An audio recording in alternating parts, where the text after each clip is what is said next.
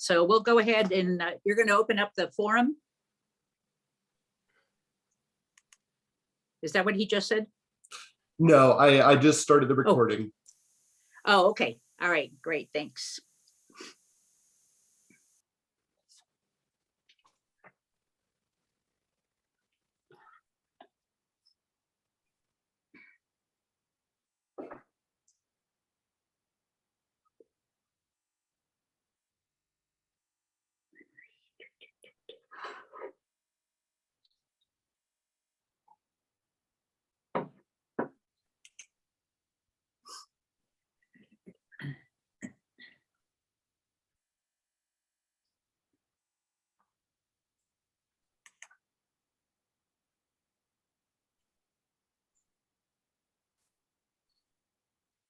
So Aaron, are we ready to go? Yes, at any point. Okay, all right, great. Then we'll go ahead and get started. Welcome to the Village of Corrales Candidate Forum, sponsored and moderated by the League of Women Voters of Central New Mexico. Thank you to Erin Julene for hosting tonight's Zoom webinar and handling all of the technological details. He's been invaluable. Thank you, Erin. Before we get too far down the road, I asked every candidate to please turn off your cell phones or any other device that makes a sound. The only exception to this rule is the timekeeper. Thank you for that. I am Mary H. Smith of the League of Women Voters of Central New Mexico, and I will moderate tonight's forum. Assisting our league members, our timekeeper, Cheryl Haker, and our question reviewers, Karen and Steve Wentworth. The League of Women Voters is a nonpartisan political organization whose membership is open to both men and women over the age of 16. I'll pitch the league to everyone and encourage you all to join up with us. We were founded more than a century ago in 1920, and our mission is to encourage informed and active participation in government and to influence public policy through education and advocacy. We neither support nor oppose political candidates or political parties.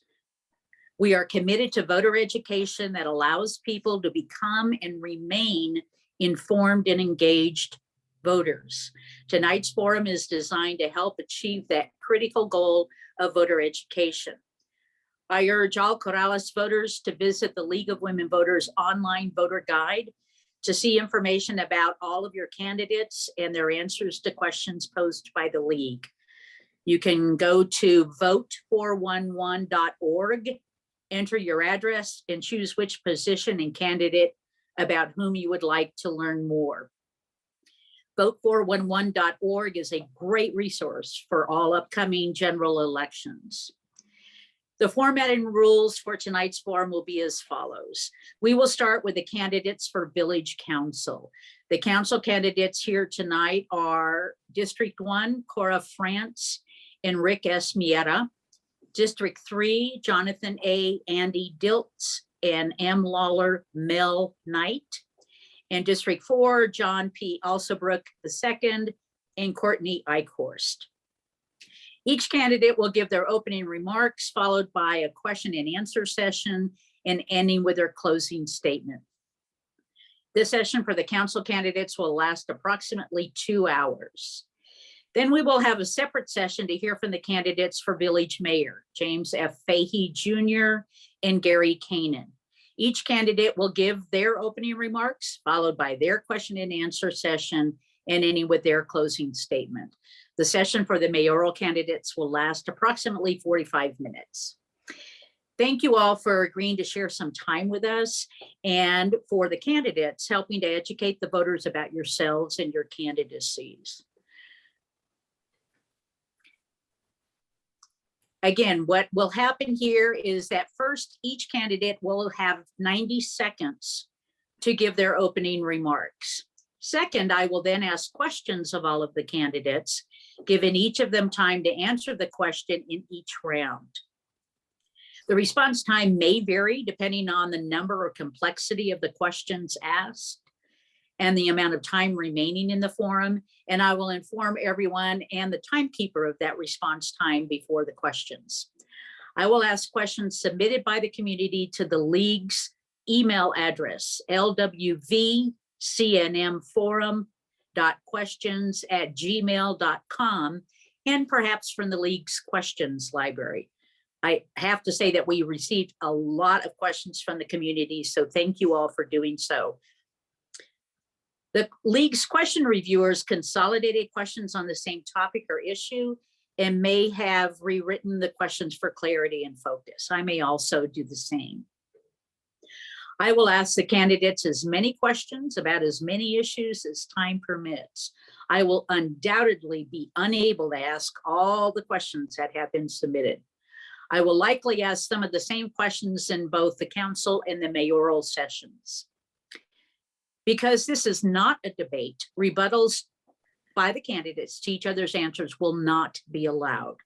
I encourage the candidates to address your responses to the audience and not challenge, argue with, snipe at, or question each other. Candidates, you do not have to use all of your time for your responses. The less time you take, the more questions we can ask.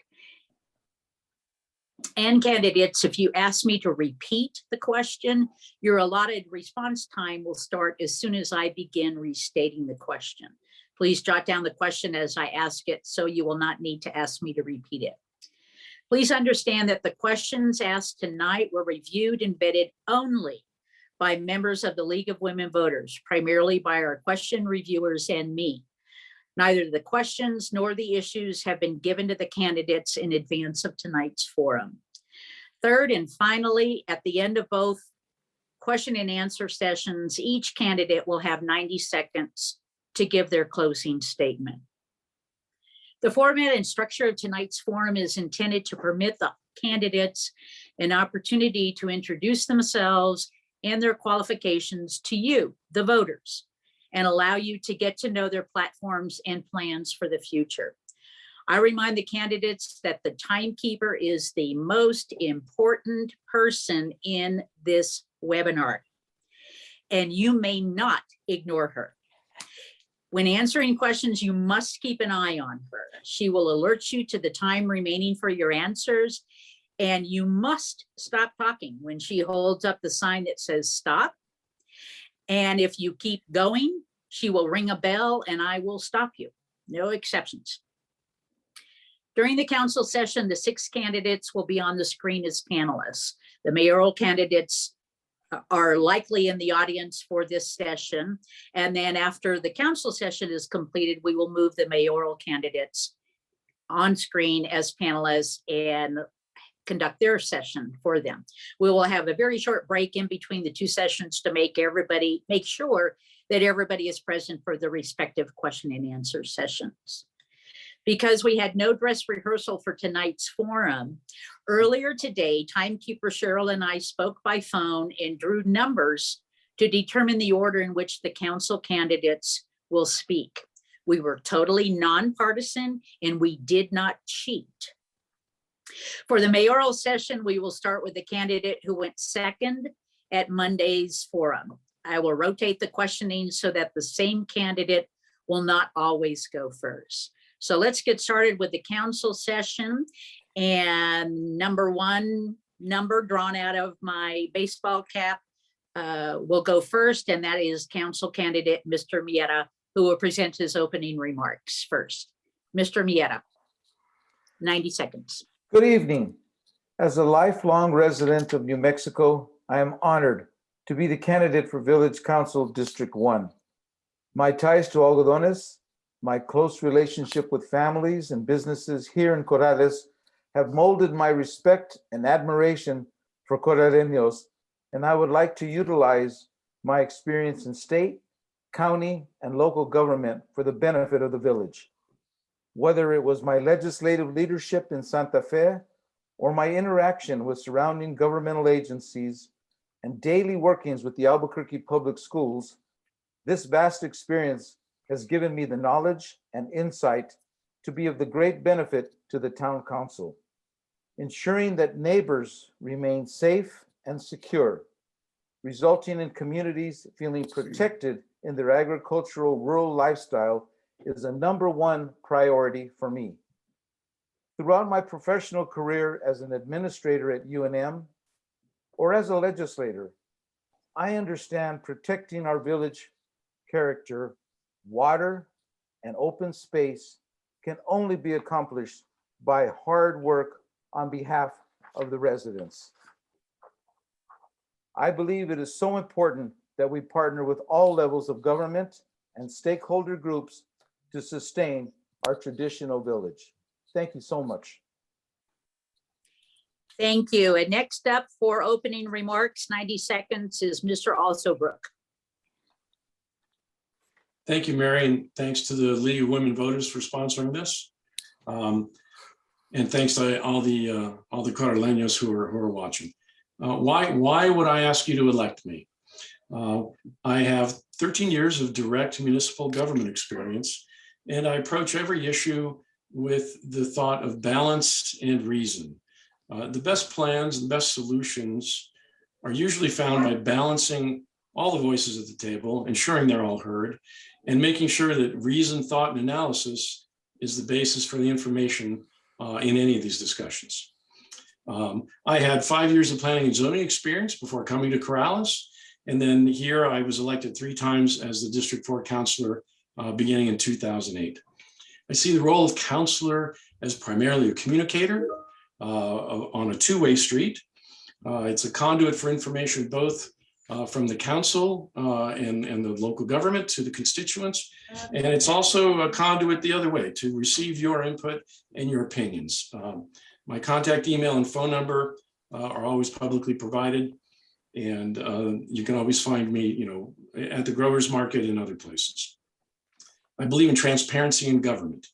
I uphold the open meeting requirements, and I think I'm almost out of time, so I'll end there. Thank you for coming tonight. Thank you. And next up is Ms. Knight.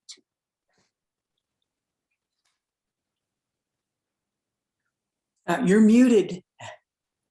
You're muted. Gotcha. Good Thursday evening, everyone. I want to thank the League of Women Voters for putting this forum on, and thank all of you who are on the Zoom meeting. It's important to be informed when you vote, and by participating in this Zoom meeting, I hope you get to know me better and that you understand my vision for the future of Corrales. But let me start by making one thing clear. There was an error in my opponent's flyer. I did not vote for commercial cannabis growing in A1 and A2. He wrote this in big letters and underlined it so he could get your attention. But printing that was incorrect. And I'd like everybody to know that. I've lived in Corrales for 37 years and have managed to raise a family, work full-time, and donate my time to many boards and commissions to give back to my community. I've been privileged to be your village counselor in District 3 for the last 4 years. I've built positive relationships with the village administration and the department heads. We've worked together to keep Corrales safe, rural, and a place you want to come home to. Thank you. Thank you. And next up for opening remarks is Mr. Dilts. Good evening, all, and thank you, Mary and Cheryl and Aaron, for hosting and proctoring this forum. And thank you to the League of Women Voters for supporting it and all your work you do to educate voters. I'm a shorter term Corrales resident than many other candidates here, but we bought our property 10 years ago. We've had horses in the village for 13 years. We chose to make Corrales our home for probably the same reason many others do, for the rural lifestyle, the ability to have more space for our homes, and so we can have animals. And I believe that's what all Corraleños want to protect. And I will strive to do that as a counselor. I am a 30+ year career engineer and engineering team leader. I believe in making decisions based on facts and information.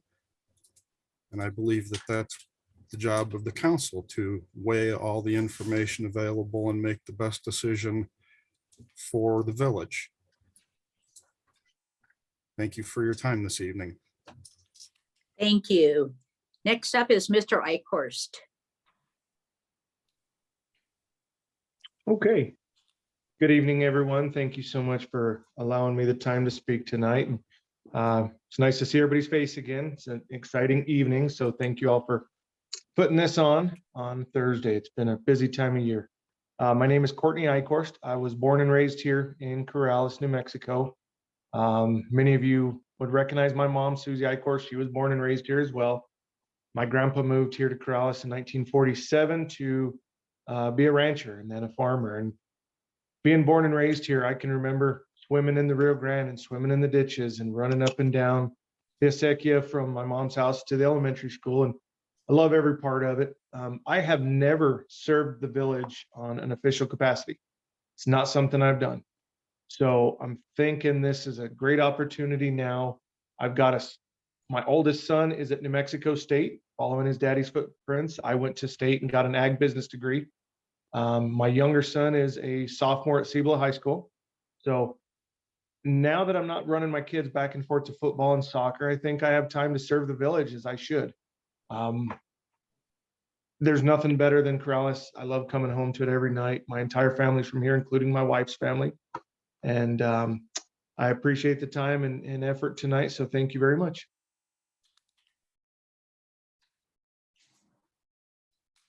I muted for an airplane flying overhead. Sorry. So the first question is this, and we will start this round of questioning with Mr. Alsobrook. The question is this: if I'm sorry, elected, Mary, am I still muted? no, you missed me. Oh, I'm sorry, Miss France. I'm sorry. Thank you. I did this on Monday too, so No I'm worries. sorry. Go ahead, Miss France, please. No worries. Thank you, League of Women Voters of Central New Mexico, for hosting this election forum. I'm Cora France. I'm honored to be your candidate for District 1 Counselor. As a seasoned problem solver, I welcome the opportunity to be your advocate. I have lived in District 1 in Corrales for over 17 years. I chose to live here for many reasons, but primarily because I feel safe, thanks to the outstanding work of our Corrales police and fire departments. If elected, I will work to protect our environment and our semi-rural, animal-friendly lifestyle. If elected, please know that I will hear your concerns with an open mind in a respectful and fair manner. Thank you for your support and thank you for your trust in me. Si soy elegida, sepan que escucharé todas sus preocupaciones de una manera muy abierta, respetuosa y en forma imparcial. Le agradezco de antemano su apoyo y su confianza en mí. Thank you very much. Thank you. And I apologize again, Ms. French, and I'm gonna warn you all, I'll probably do that again before the night's over. No problem. So again, the first question will be answered by Mr. Alsobrook. And the question is this: if elected, think ahead to the end of your 4-year term. If you could initiate one significant change, what would it be? 90 seconds. Mr. Alsobrook. Got it. Got off on mute there. The end of 4 years, one change that would be significant. I think for me, that would be having gotten a review accomplished of whether or not our current form of governance with the number of districts and the way we have them in place is satisfying everyone the way we thought it would back when the referendum first was passed in the mid-2000s.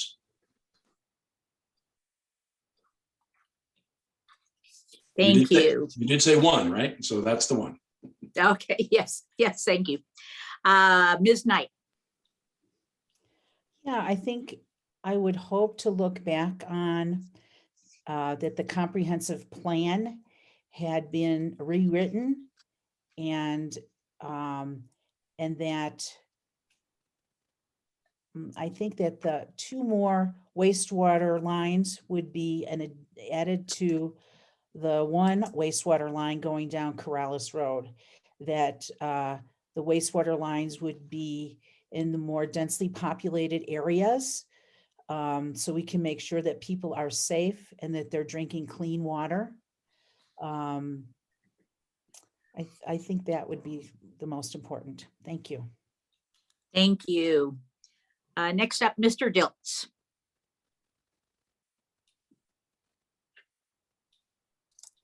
Unmute before speaking. So I agree with Ms. Knight. I think the comprehensive plan for the village is something that is desperately in need of update. It touches on many of the issues that are before the village: senior housing, what to do with the Gonzalez property if the village acquires it, potential for a performing arts center. I think without a comprehensive plan, these things are just kind of pie in the sky projects that will not be done well without that plan. So I would hope that that's something that could be done, and I would hope that it would take less than 4 years to do, considerably less, so that we can address some of these issues that are before us.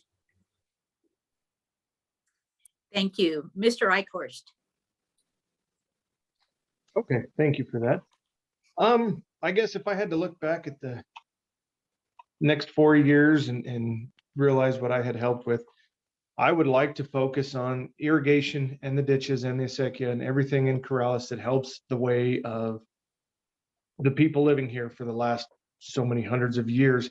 I truly believe our acequia is sacred. I believe that water is life, and I am concerned with the amount of irrigation water we get to use on our land. And quite a few of us irrigate more than 1 acre, and quite a few of us get to use it for farming, whether it's agriculture that we sell, that we eat, that we sell at the farmer's market. To me, our irrigation is extremely important, and I want to make sure that Corrales can focus on that over the next 4 years and it gets better.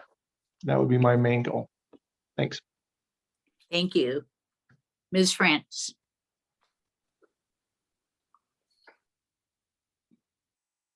You're muted. You're muted. Yes, thank you.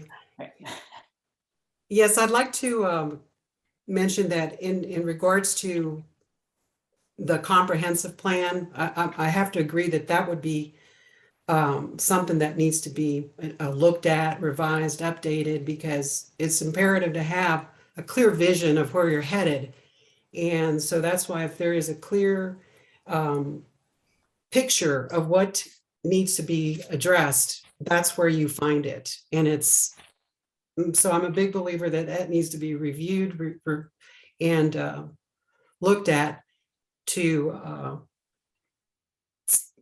have a very good idea. It's kind of like a foundation of where we need to go with projects going forward. Thank you. And next is Mr. Miera. Thank you. Since we have taken an agreement that we have to work on the plan, I think what I would like to see after the 4 years is that that plan be put into a position where we can move forward with it. After 4 years, I'm hoping the plan could be taken care of in a few years, but more importantly, that we have the plan in a position where we can make some demands of the state, of the county, and of ourselves with regards to where we're going to be moving, specifically in the areas of water and wastewater.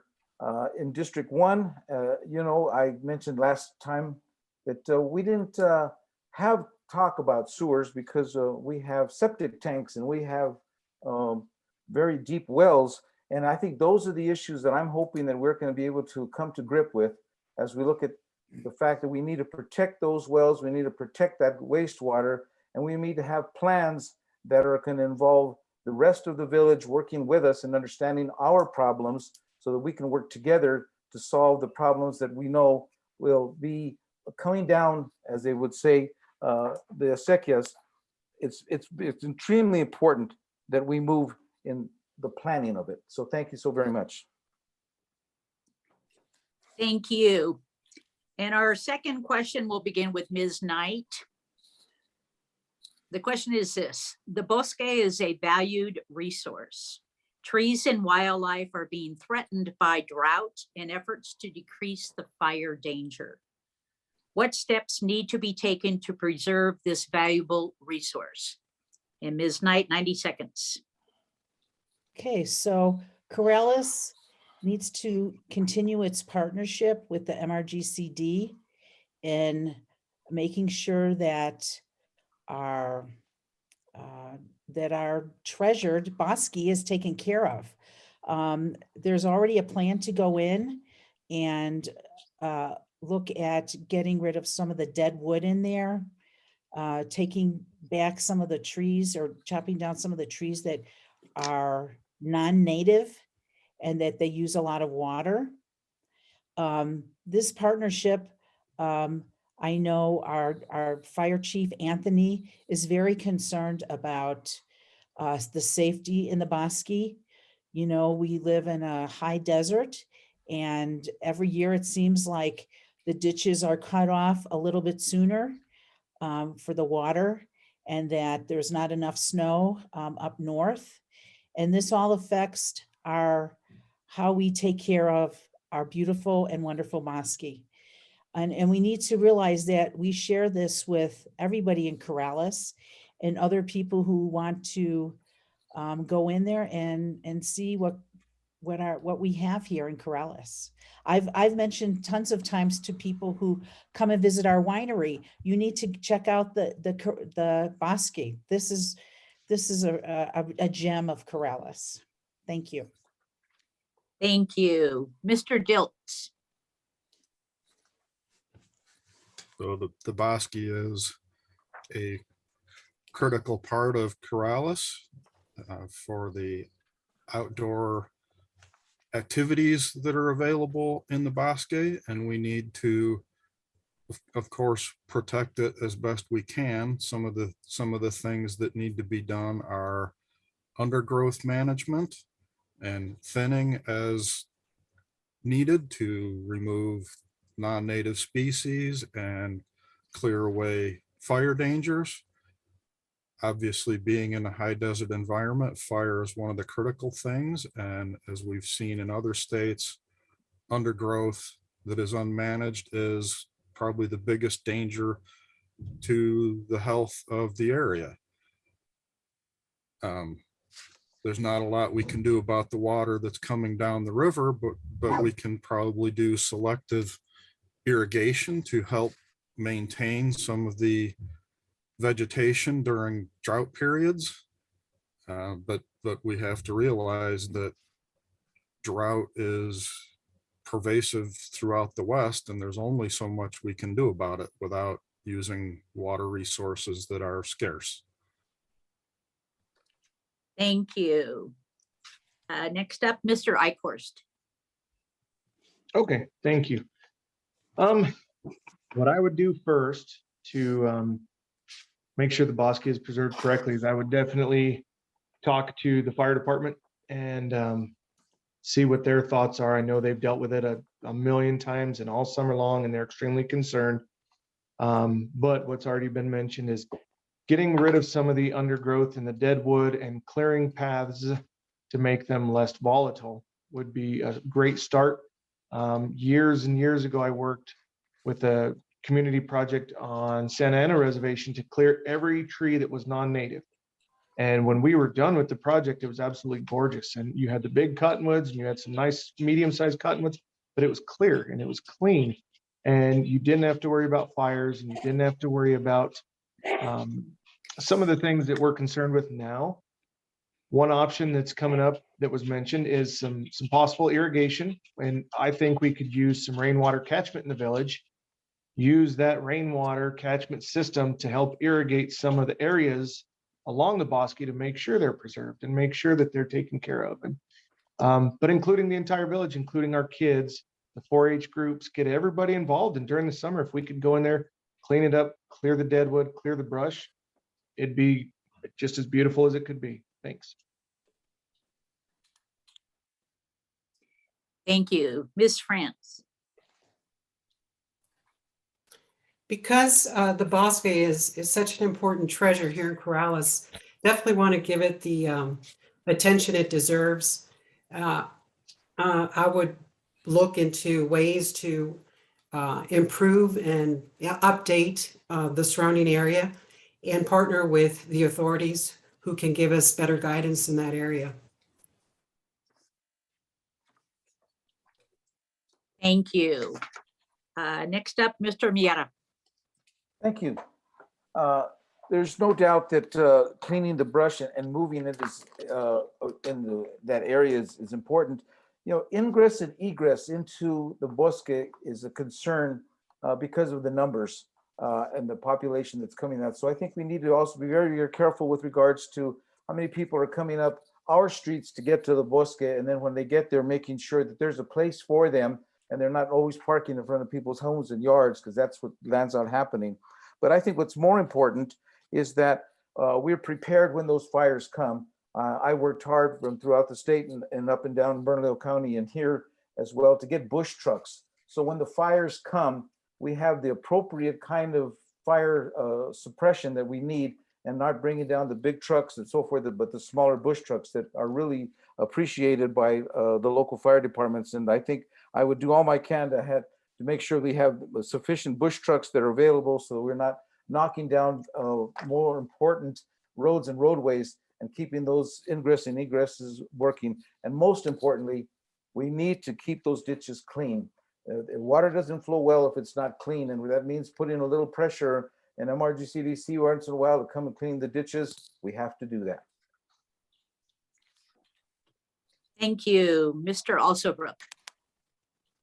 The question was phrased in an interesting manner. It seemed to present that the efforts by the fire department to prevent fires was somehow a threat to the Bosque. And that's a false dichotomy. The Bosque and all its treasures is a managed area. We don't let it just be wild. We are next to it and we are in it. And so we have to responsibly manage it. Chief Anthony has done a great job over the years of making sure to let everybody know what the clearing plans were. I know that in the past, the council has carved some back, encouraged others. And, you know, we don't have to go that far back. The Romero fire in 2012 reminds us of the kind of risks we face because we live right next to it. So I tend to support the fire efforts because they're done in a measured way. And typically cleared firewood also is offered up free for Corrales residents. So I think what we've been doing is working. And I think if we continue doing it well, it will still serve us in a good way. Thank you. The next question is somewhat related to the previous one, and we'll start the answers with Mr. Dilts for this one. The question is, what do you see as the role of the Corrales Bosque Advisory Commission, CBAC? How would you work with the CBAC and other interested persons and organizations to address concerns regarding nature preserve management goals? Mr. Dilts, 90 seconds, please. Well, obviously, they would have a voice in anything that is done in the Bosque, and I think all interested parties and owners of that area should have a say, and we take their information under advisement. We take the fire department's information under advisement, the MRGCD. We listen to all these owners or interested parties, and we try and work with all of them to make a fair and balanced approach to what is done in the Bosque. If that means undergrowth management, selective cutting, irrigation, whatever is appropriate to maintain the Bosque as a safe and attractive area for the village and visitors. Thank you. Mr. Eichhorst. Okay, thank you. I would definitely take everything they say into advisement. I believe the entire council would take everything they say into advisement, and I think they've been doing this for a while. They know what they're talking about, and we need to listen to them. We need to work with them. We need to make sure that we're able to cooperate and make sure that everyone that's involved in this is willing to work with them and listen to them.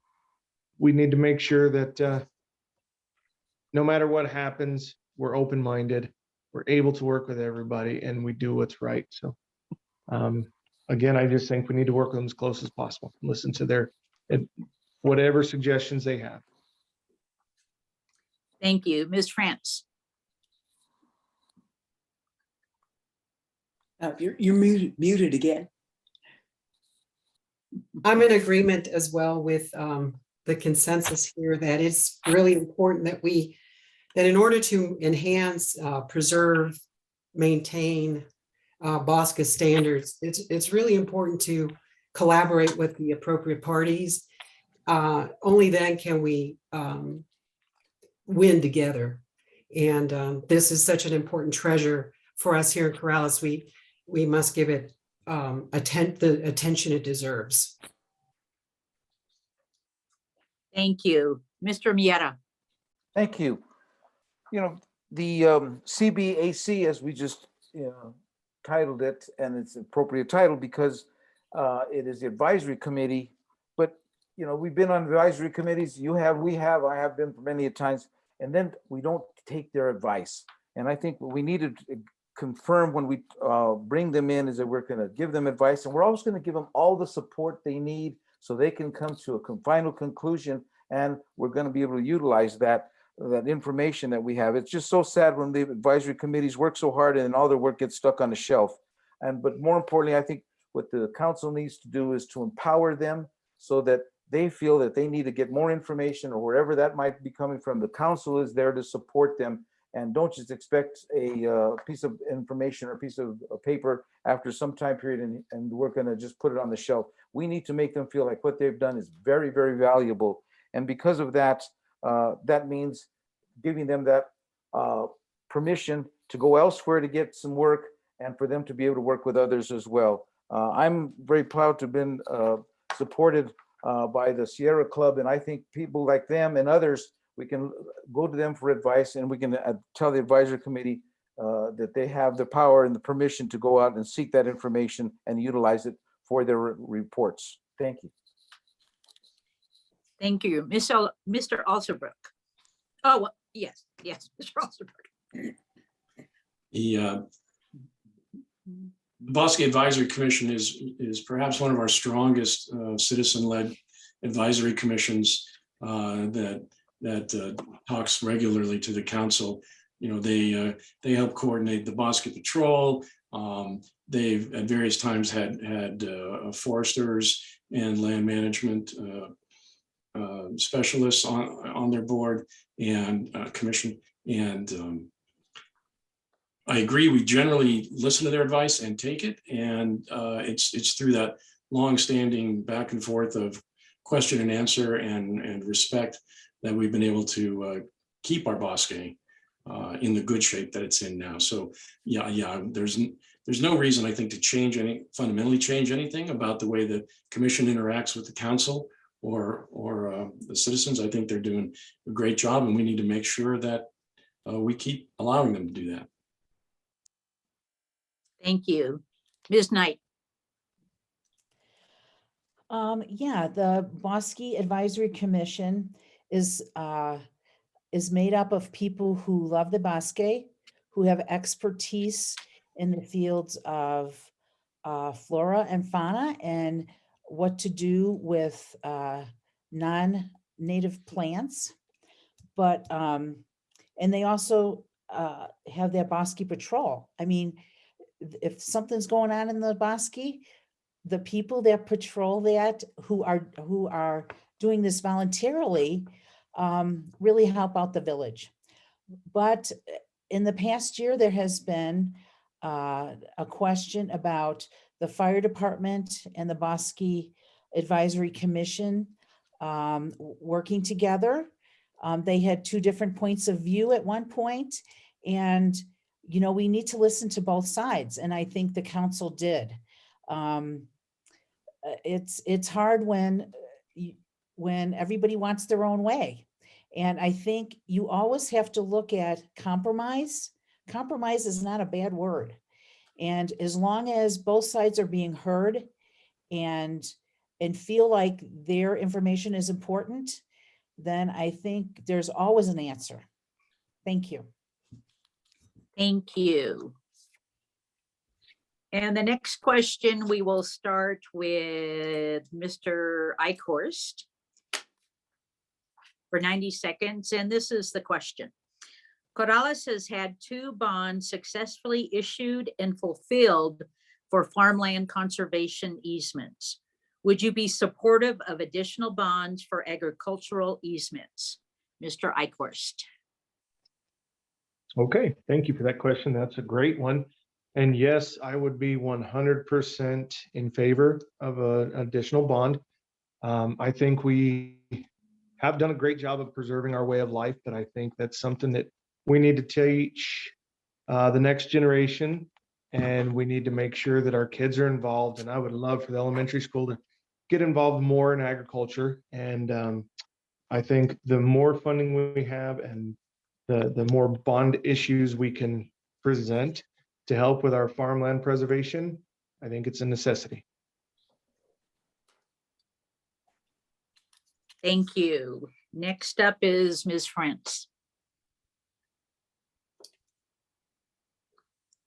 Yes, I'm in total agreement with farmland preservation, and I think it's really important. It's part of who we are.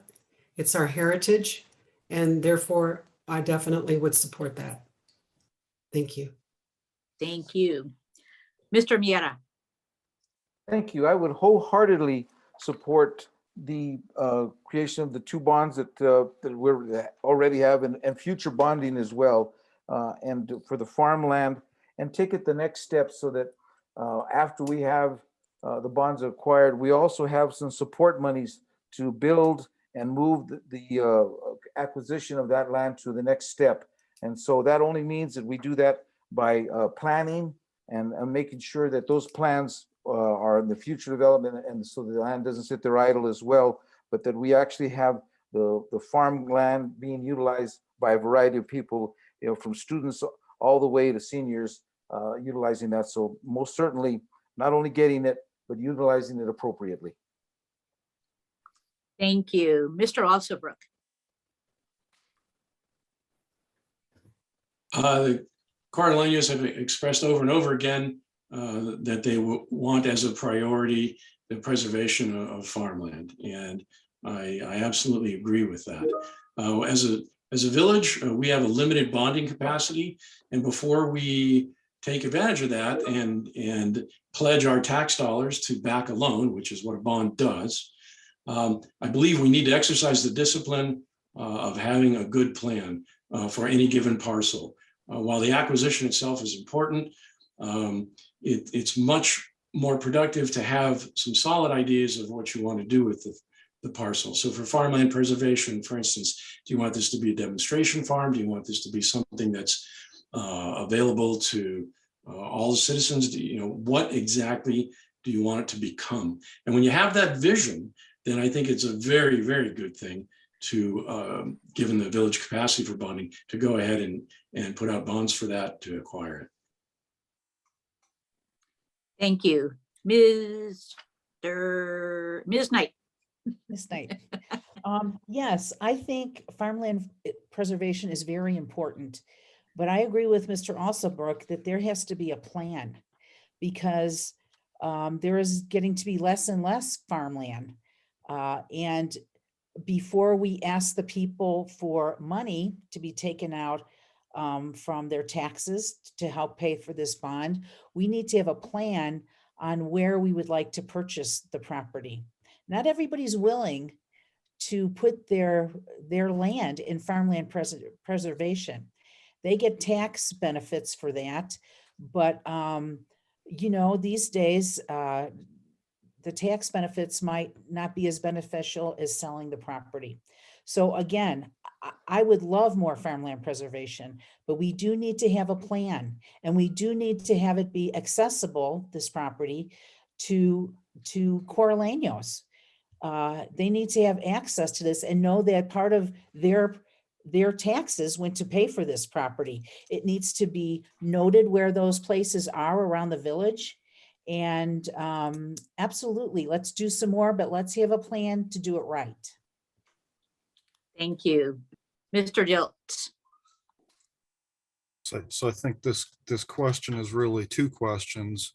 And the first one is, am I in favor of farmland preservation? And the answer to that is certainly. The second part of that question is, should we issue more bonds to that effect? And I would say I am neither necessarily in favor of that or against it. I think it needs to be balanced against all the needs of the village, part of the village plan.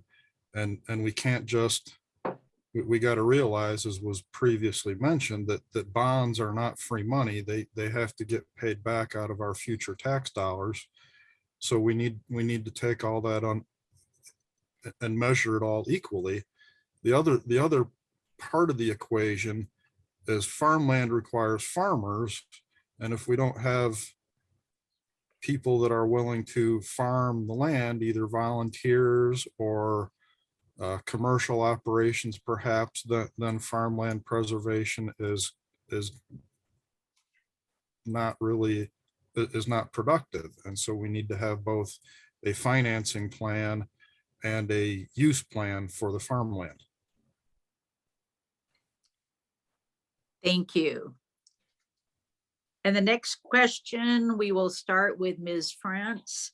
The question is this: what will you do to promote What will you do to promote social and economic equity in Corrales? Ms. France, 90 seconds.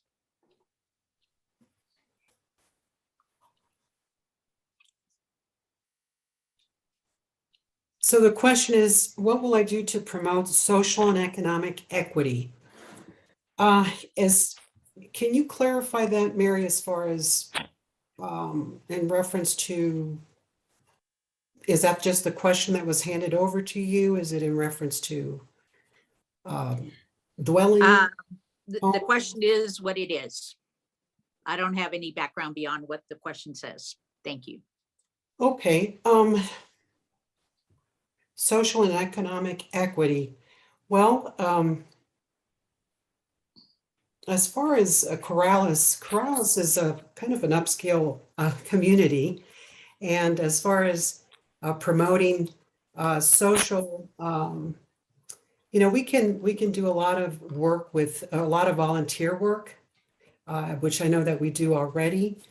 And that would be one way to give back to the community. And thus promote more social and economic equity. So volunteer activities would be something that I would definitely encourage here in the village. Thank you. Mr. Miera. Thank you. I think to be able to utilize the equity that whether it's sweat equity or dollars, I think we need to be able to figure out how we're going to use that and under what circumstances. Is it for the children of the neighborhoods, or is it for the seniors that are moving in that direction? And so for the social perspective of that one, in terms of the money that we get from the economic gain, and the equity that goes to the next step, is that how do we move in the direction that the social services are what's needed? And I think that's going to be a big part of the plan. If we do the plan that we started, that was our first conversation. If we do that plan right, then we know where our problems may exist, and those are the holes that we need to fill. And based on that, when we can decide, where we're going to be asking for that money and who's going to be able to do it, so that when we get the funds that are needed, or the support services, not always funds, we can get those support services, that we distribute that in an equitable fashion. And again, that means we're taking a good look at what the plan looks like, or more intense, what is it that the needs are? And when we do a needs development, then we can talk about how we're going to do the spending. Thank you. Mr. Alsobrook.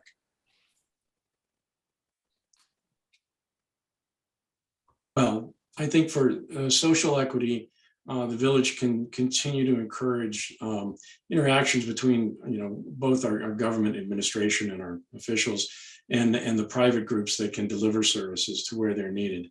Part of that is tied in with the economic equity. Almost a third of our village in the most recent census is over 65. And this, I think, comes back around also to alternative housing arrangements. What can be done to help seniors who want to stay in the village but don't necessarily want to maintain a 2-acre or larger lot. That also comes around to people who inherit properties and the tax burden becomes too much. What sorts of relief programs can we either bring to bear or encourage? So I think there is room for us to do a few things. Thank you. Ms. Knight. Well, from working in the public schools for 31 years, you see how kids have their social equity. Kids are kids. They play with all the kids. It doesn't make any difference if they're rich kids or poor kids. They just play together. And I think Corrales School has really fostered the idea of social and economic equity. When there's activities at the school or through, like, say, Harvest Festival, the school gets involved and everybody helps. We don't look at, and we don't see, and kids don't see the inequities as much as we do as older individuals. I think the other night, the mayoral candidates talked more about, let's do things with neighborhoods. I think that's really important for social and economic equity. It doesn't make any difference if you live in a big house or if you inherited a small house. You're neighbors and you need to look out after one another. And I think like neighborhood meetings might promote this a little bit more. And just by doing activities and joining groups that Corrales offer. I mean, I didn't have any kids for a while, and I asked my neighbor, what can I do to get to know more people? And he suggested the FOCL. And that's how I've met dear, dear friends. And they're still my friends today. Thank you. Mr. Dilts. So this is a pretty complex issue for the village. I think including this as part of the village plan is something that is definitely needed. It affects an awful lot, such as senior housing. As a foster family, first in Bernalillo County, and then after we moved to Corrales, we have seen the economic impact on families and worked with some of them through dire situations, including a couple kids that were taken into custody by Corrales Police Department that ended up in our home. I think one of the big things that we need to do is anything we can to create jobs in the community will help Corrales business and will help people that are in need of jobs. That can be through on Main Street. It can be through the farmland preservation, more farmland, or making use of land that is currently not in use creates jobs for farming. So there are a number of things we can do, but a lot of it needs to be tied into the village plan and what is our vision going forward. Thank you. Mr. Eichorst. Okay, thank you for that. Social and economic equity in Corrales is, I guess it's extremely important. the one thing that I've always appreciated about Corrales is we have all income levels. We have all ages. We do have a ton of senior citizens. We do have kids, and we do have everything in between. So I've always appreciated that fact. And the one thing that we've done well in the village with the income levels, it doesn't matter how much money you make per year. We have library programs geared towards everyone. We have Village in the Village that can help our senior citizens. There's a lot of programs that we could utilize, and Sandoval County helps with some of those. So it shouldn't matter what your income level is. One thing that's happened to a lot of the families that's been mentioned earlier tonight is growing up here in the village, not everybody made a great, huge living. So some of these families have lost their inheritance because of taxes. So I think it's fair that we have enough services and enough programs here in the village to help everybody, no matter what your income level is. Thanks. Thank you. And the next question, we'll begin with Mr. Miera for this. The question is this: Corrales used to be a place where people respected and valued differences in each other. There was a live and let live mentality that made Corrales unique. Where do you stand on returning Corrales to its previous state of acceptance of others and not imposing restrictions that appease certain vocal persons? Mr. Miera, 90 seconds. Thank you. What a good question. And especially in these times and that we're dealing with right now, we can always talk about how we liked, and I'm more than anybody, you're going to hear me throughout the night and last week as well. I mean, last time we met together here, talking about how that's important. And the important part of that is that neighborhoods feel comfortable and they feel safe when they're working together. And those safe neighborhoods make great communities, and great communities make for the perfect villages. And this village is specifically. That being said, the ability for us to be able to resolve our differences, it would be nice if we could bring them always to the village. But I think it also talks about us being able to be sensitive to others' needs, and the fact that whether they're learning that in school, whether they're talking about that, or we're showing it as the village council, as we're working together and bringing in other people to talk about situations that maybe are hard to deal with. I think it's really important and it's necessary that with the individuals that are feeling like they're left out, they need to be part of Corrales because they are part of Corrales. And we're not going to be looking at situations of them versus us. It's all about us. And what is us? Us is a community that understands one another, deals with one another's problems, and brings those problems when unnecessary to find them in their specific neighborhood. They come to the village. Thank and you. the village takes a look at it. So thank you. Thank you, Mr. Miera. Mr. Alsabrook. Thank you. I like to say that Corrales is a village divided by its common interests. And I say that because regardless of the issue, whether it's paving a road or a particular project, people feel that they have the absolute freedom to express themselves on either side of the issue, and we'll hear both sides. And so I think that's a good thing. Our government certainly hasn't institutionalized any kind of us versus them approach to things. And in fact, I think the council over the years has been a great model for proper civil discourse that if it starts to go off the rails in meetings, it's typically more than one person will stand up and point it out, and things are corrected right there. We come together during Harvest Festival, we come together for art studio tours and the garden tours. There are plenty of things that bring us together. So on an individual level, there are people who have very strongly held differing political opinions. And I think the only way we can bring those folks around and help overcome any kind of strongly held differences like that is through modeling through our own behaviors with even them and our neighbors. Never fear to go into lion's den to talk to the lion. Thank you. Ms. Knight. Yeah, I think, as Corrales grows, it gets more diverse. When I moved here 37 years ago, it was like, okay, I found this little gem to live in, this little place with all the greenery. I used to ride my horses up and down Alamos Road before there were any houses there. And when more people come, there's more diversity, there's more opinions.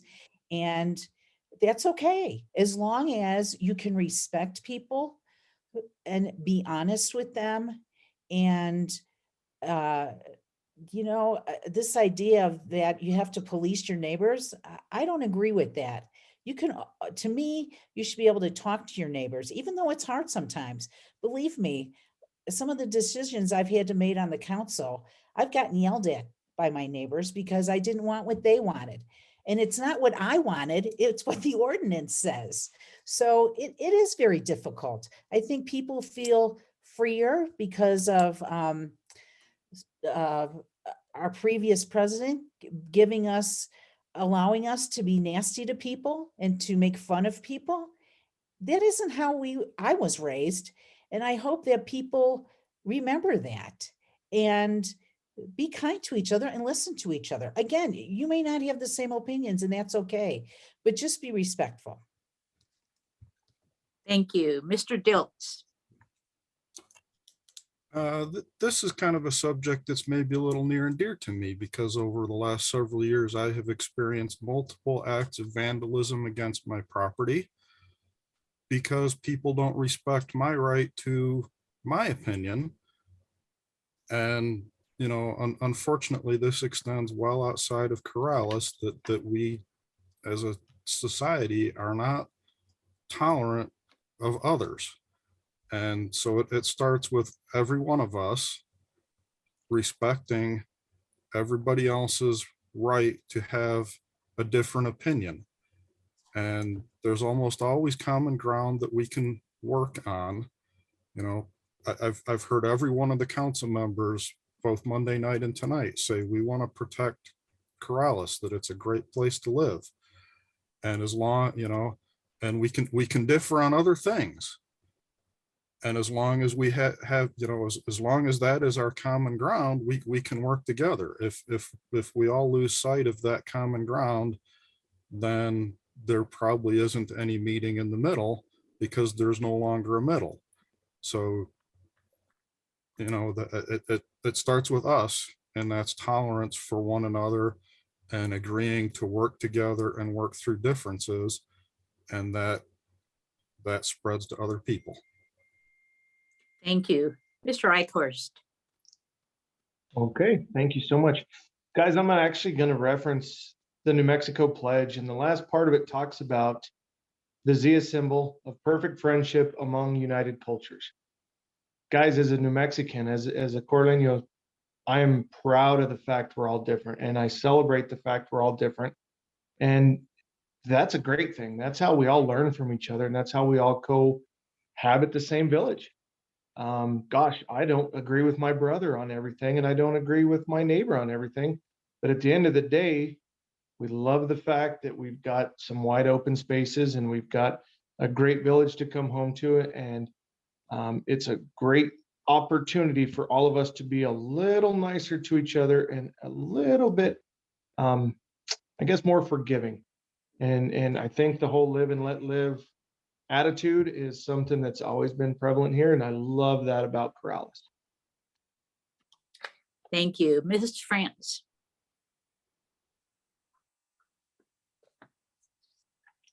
Yes, I agree. It's very important to continue to work towards promoting respect, valuing each other's differences, being a neighbor to one another. This is a small community. There really isn't a big a reason for us to not reach out to each other and try to get along. So it pains me to hear that there are instances like that here. I come from a background where I've been exposed to many cultures. I grew up traveling quite a bit overseas and here in the US as well. So I'm familiar with different cultures, and I try very hard to see the beauty in each person. Thank you. Thank you. And the next question will start with Mr. Alsobrook. And here's the question. What would you do to support multi-use trails for pedestrians, bicyclists, and equestrians in Corrales? And do you support building a walking pathway through the center of Corrales along Corrales Road? Mr. Alsobrook, 90 seconds. Quite a lot in there for 90 seconds. Yes, absolutely. The first thing I would do actually is make sure that we come to some kind of completion for the Upper Meadowlark project, which has been stagnant for a while and it was probably one of the longest birthing processes we've seen. Let's see. Oh, there were a couple of parts there. I'm going to give up some of my time to hear the question again. Mary, can you read the question again? Okay. What would you do to support multi-use trails for pedestrians, bicyclists, and equestrians in Corrales? And do you support building a walking pathway through the center of Corrales along Corrales? That was the one that eluded my memory. Yep, the walking path has been on the efforts for a while for Main Street and other organizations. It was deemed difficult because of the right-of-way problems along Corrales Road, and lo and behold, that would get solved easily if the road was ours. And I know proponents often raise that issue. Walkability is an issue, especially along Corrales Road. Most of our side roads, it's not such an issue, but I do support trails. We have a couple trails that are primarily dedicated to equestrian use. Sharing where possible is good. I think we do a good job of educating everyone on how to respect and give right of way to equestrians above all else. And nope, I'm done. Thank you. Ms. Knight. Well, when I was a little kid, I wanted a horse. I lived smack dab in the city of Chicago. We couldn't afford it. There's no place to have one. So when I moved to New Mexico for my 30th birthday, I got a horse. And then for my 50th birthday, I got another horse. So I have ridden the trails in the Bosque on my horse, been in a woman's riding quadrille and performed at the New Mexico State Fair. But since I'm getting older, I can no longer have a horse unless I find a bomb-proof horse. So now I'm a bicyclist, and I'm happy to say I have been on every road on my bicycle in my district. And I love to walk. My husband and I walk along the ditches, and it's a time to unwind and kind of reconnect. And we have the perfect place to do that. And I just want to tell everybody that's out there, the Thompson Fence Line and Sagebrush Connection is going to be having a ribbon cutting on the 25th of February at 10 o'clock. So I'm going to be there on my bike, and I hope you can all join us. I'm definitely for having some crossway markings for getting across Corrales Road for pedestrians, cyclists, and equestrians. Thank you. Mr. Dilt.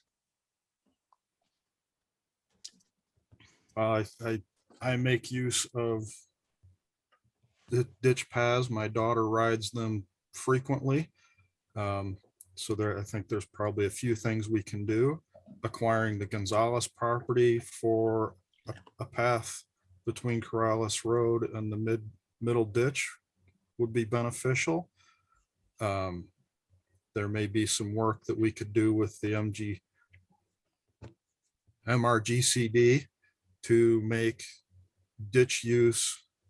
allowable ditch use more clear, and maybe some improvements for better access and usability.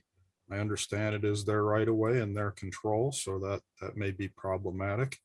As far as Corrales Road, I think Corrales Road is a problem regardless of whether the state or the village owns it.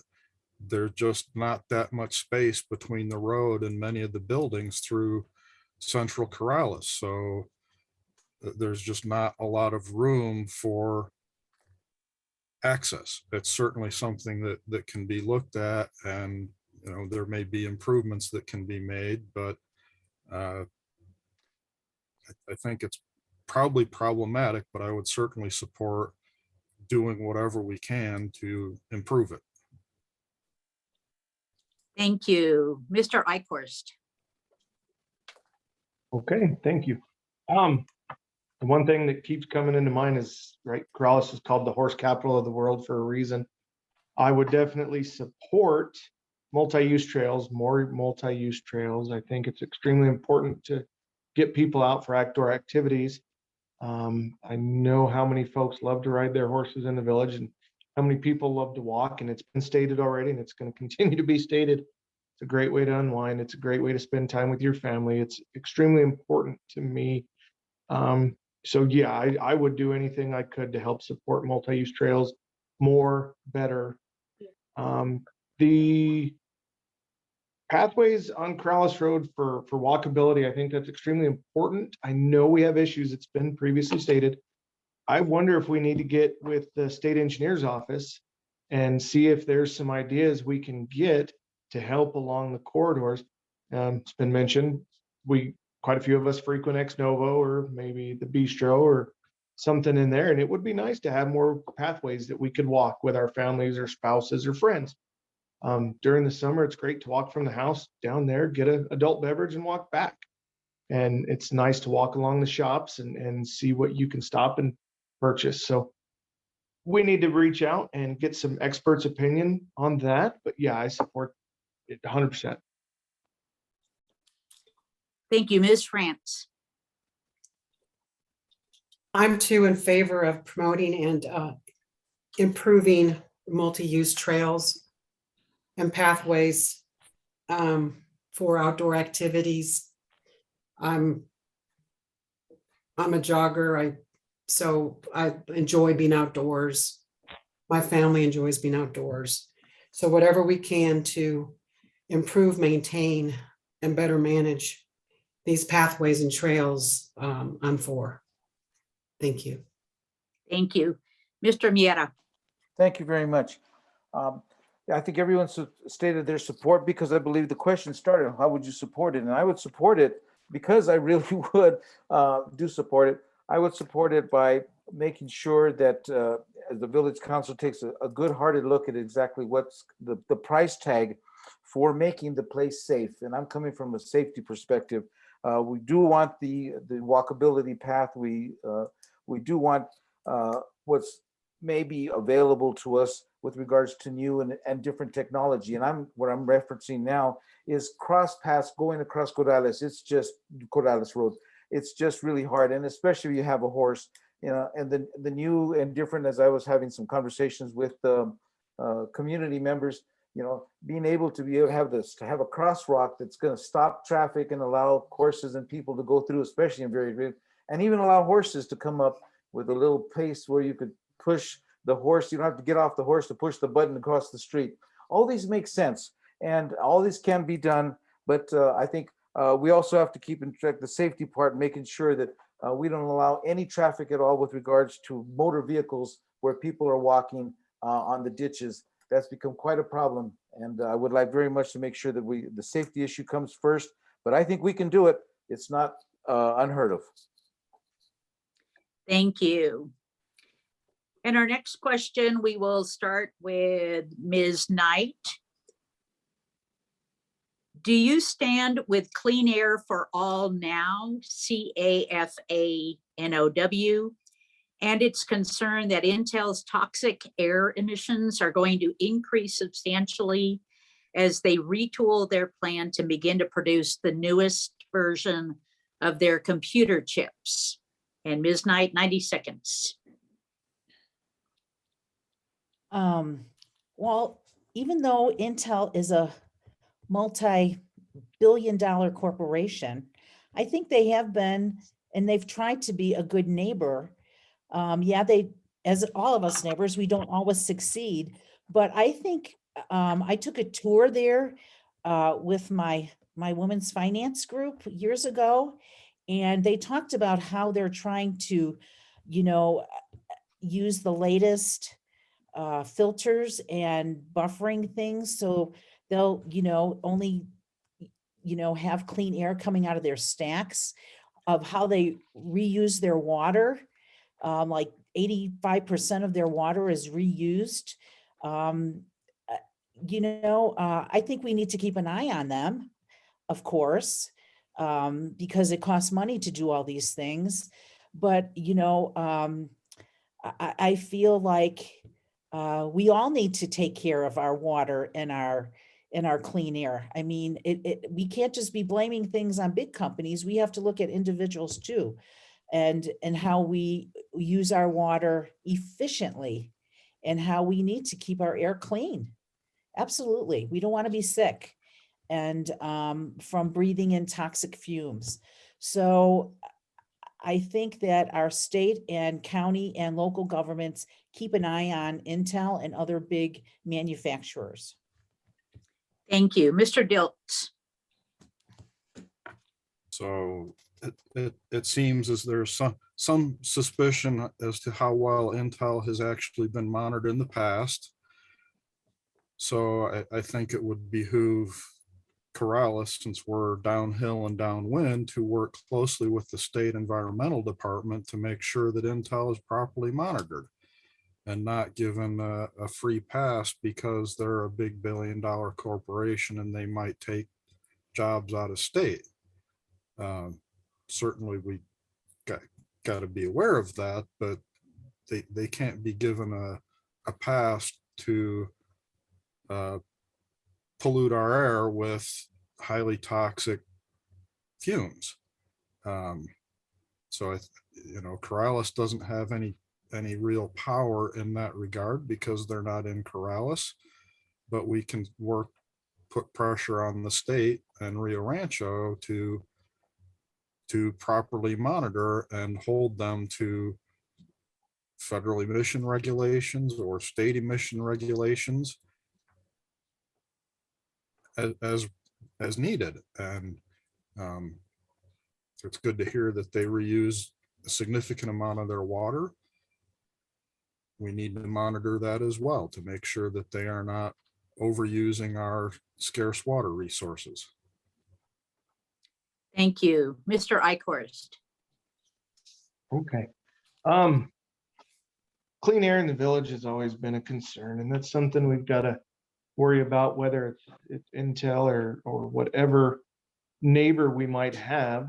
I know Intel has to follow state regulations and federal guidelines, and I've actually got a ton of people that work in there all day, every day, and they do work on trying to make sure what's coming out of Intel is clean, and it is not going to, I guess, bypass any state regulations or state standards. They're extremely worried about that. I would love to, and I think that was well said, that the state environmental department make sure that they're involved. The construction industries department make sure that they're involved. And it'd be great for a citizens watch group to check into it all the time and get some buy-in from construction industries, get some buy-in from Intel. They've got a great outreach program, and I'm sure they understand our concerns, and I'll bet you they'd be a great partner to sit down and talk about our concerns more often. And I think they would actually send someone to village council meeting and try to address some of these concerns. Thank you. Ms. France.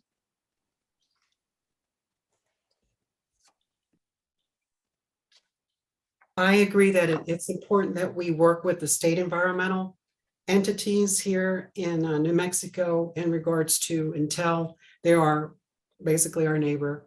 And yes, those emissions need to be monitored. And so I think it's important that we maintain a conversation, a dialogue, not only with them, but also with the organizations like Clean Air, and just keep an eye on that. Thank you. Thank you. Mr. Miera. Thank you. The regulations that we're talking about here, that I'm sure that they're sticking to, and we appreciate that one. are the existing ones, and they're existing not because maybe they volunteered them, but because people talked about them years before, that this is what we needed and this is what we want. That was then, this is now. I think we're getting to the point where we need to relook at some of those, and those ideas should come from us working in conjunction with the state and the county ordinances, but also understanding that we're now in a new different place. Different kinds of scrubbers are utilized and can be utilized, but only if we make that part of what we want as a community, as a village. So instead of allowing it to happen to us and we can be grateful for it, we can be sitting at the table, and more than sitting at the table, we can be building the table that we're all going to be sitting at, and making sure that whatever is coming out, that we too are involved in bringing in our people who are all can also take a good look at what it is that the is polluting the air. And I'm sure Intel will do it, but they won't come on their own. But there's nothing wrong with us being able to invite them to sit at the table and say, what is the new, what is the best? Because that is what we want in Corrales. Thank you. Mr. Alsobrook. I do fully support the Clean Air for All Now organization, as I support the Community Environment Working Group that's been in place for well over a decade to monitor and try to get Intel to clean up their act. Intel has not been a good partner for Corrales through the years. In the Community Environment Working Group, the people they sent as spokespeople were specifically denied knowledge from questions that we were asking.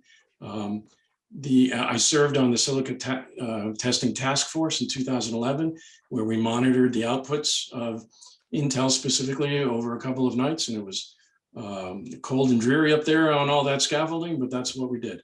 And Intel resisted that until we kept insisting. The root cause here is that the regulations they follow are not, as a major source permittee, they are not required to monitor a lot of the chemicals that people are concerned about. And I think the solution is for us to find strong partners in the state legislature, who can help put the thumb to Intel to clean up their act. They are a business, a multi-billion-dollar multi-international business. Their responsibility first and foremost is to their shareholders, and it's not to Corrales. And we need all the help and firepower we can get to take these guys on again. Thank you. The next question, we're going to mix it up a little bit. And this question will begin with Mr. Dilts. Here is the question. How would you build consensus with groups of people who don't agree with you? 90 seconds. Mr. Dilts. It seems like I'm doing that every day at work. You know, I think the approach is to keep everybody focused on facts and not feelings. That way we can have a common ground and try and work a common ground between facts and wants and needs, and you know, try and help everybody to understand that we are in a community, and living together in a community means compromise, and that everybody doesn't get everything they want their way all the time. And you know, people frequently have very strong feelings in this regard, and we've got to come back to that sense of community, and what is the community responsible for, and what are we as individuals responsible for, so that, you know, we're not trying to do things for people that they should be doing for themselves, and that we're trying to do things equitably for everybody. Thank you. Mr. Eichorst. This can be a tough one. And right now, in the last several years, we've seen the divide in this country. We've seen the divide in the village. We've seen the divide everywhere. And so to build a consensus is tough. And I think it takes a lot of people listening to each other, people working with each other, having an open mind, and trying to find a common goal, or trying to find some common ground. And I think that's something that most of us in the village have gotten really good at over the years. And there always is some kind of common ground. We all have something in common. We live here for a reason. So we may agree to disagree on a lot of topics. And we may not have the exact same opinion on dang near everything. But I think as we can be compassionate for each other, we can listen to each other, we can have patience with each other. I think we've got an excellent opportunity to work on that. But it takes time and it takes energy and it takes effort. Thank you. Ms. France. How to build a consensus, I would have to say involves really listening carefully to each other with respect and trying to really understand what each side wants. And also give and take. It's a compromise. You work through the problem, and each side should be able to demonstrate that you're in it for the betterment of all. So really just a lot of understanding, compromise, and patience. Thank you. Mr. Miera. Thank you. Building consensus when we have, as you said, really don't agree. You start off with listening sessions. And if you notice, I mentioned the word sessions, not one, and not thinking that we can resolve this if we stay here for 5 to 6, 7 hours. It's going to take time. It's going to take the ability to do this over and over again. And during that time period, you offer solutions that are negotiable, as opposed to this is it, or take it, or we're walking off the door, or we're not going to listen to that anymore. We offer solutions that are negotiable. And it's not a one-time where you bring it in. You bring it in with other people coming in. You make sure that the other people from outside, maybe if you get to that point, you're going to need some negotiations. You bring people from the outside who are able to sit there and walk us through what it is that we do have some agreements. And you start, where do we have the agreements?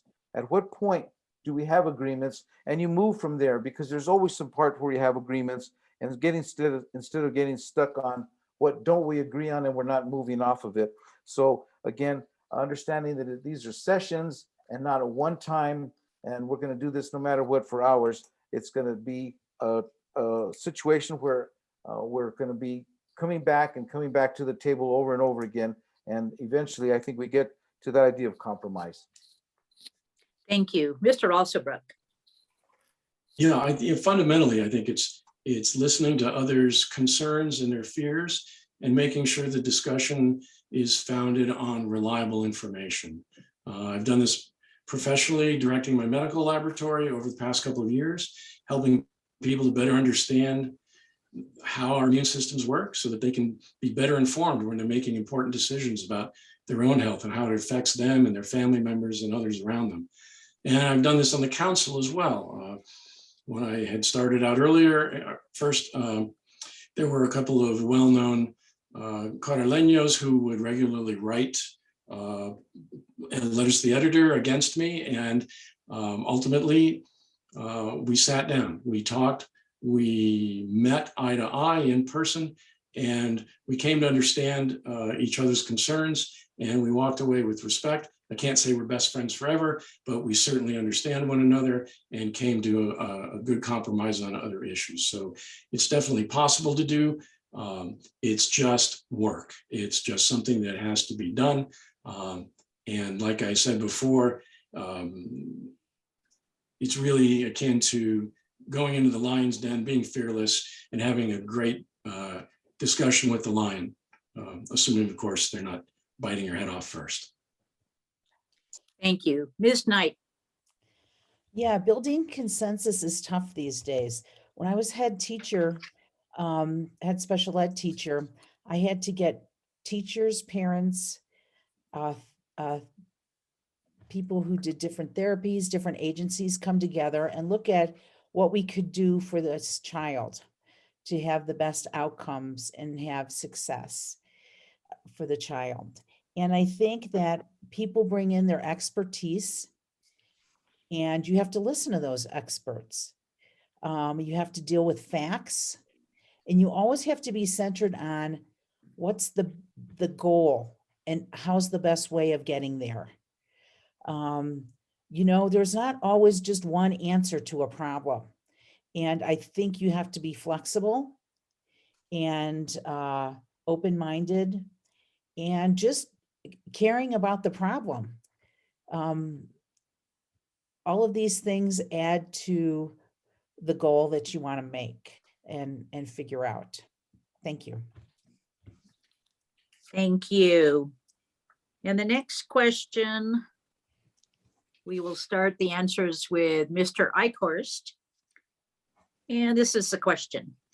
What specifically would you do to protect water access within the village and water in general? I'll repeat that. What specifically would you do to protect water access within the village and water in general? Mr. Eichorst, 90 seconds. Okay. So what would I do to protect water access? Gosh, that's a tough one. There's laws in place right now that protect water access. I guess we'd be talking more about for the farmland, is my assumption, or could be taken as for the river. There's a lot of access to water. So I guess I would focus on water access for farmers, make sure that we can work with the Conservancy and make sure we educate our younger farmers, our younger folks in the village that are trying to irrigate, and make sure that they know what rules to follow and who to talk to. And water in general is always a big thing, and it's something that we need to monitor our underground water supplies. I think it'd be great if we had someone, and I know there's some very smart individuals here, that could help homeowners test their water quality and make sure that the water that they're drinking is of good quality. So I think there's a lot of things we could do, and I know there's some extremely smart people that are able to help with that. And I think monitoring the water and educating our folks on they should check their water more often, I think that would be really helpful. Thank you. Ms. France.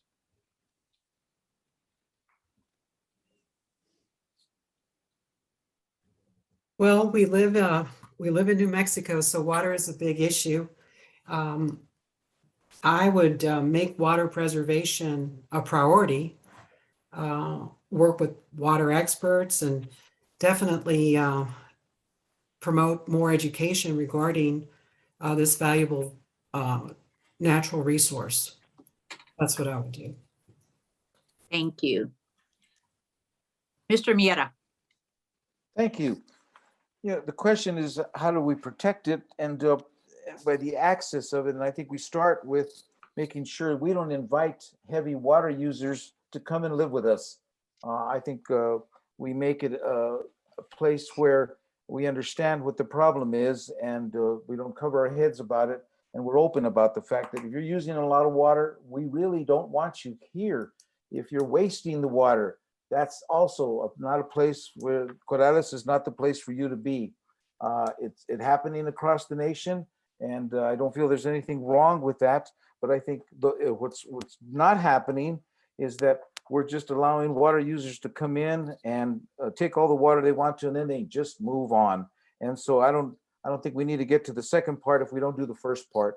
So I think it's very important that we decide that these are our priorities, and we work forward on that one, and making sure that those people that are abusing the water rights, that have a history of abusing water rights, they're just not welcomed in Corrales.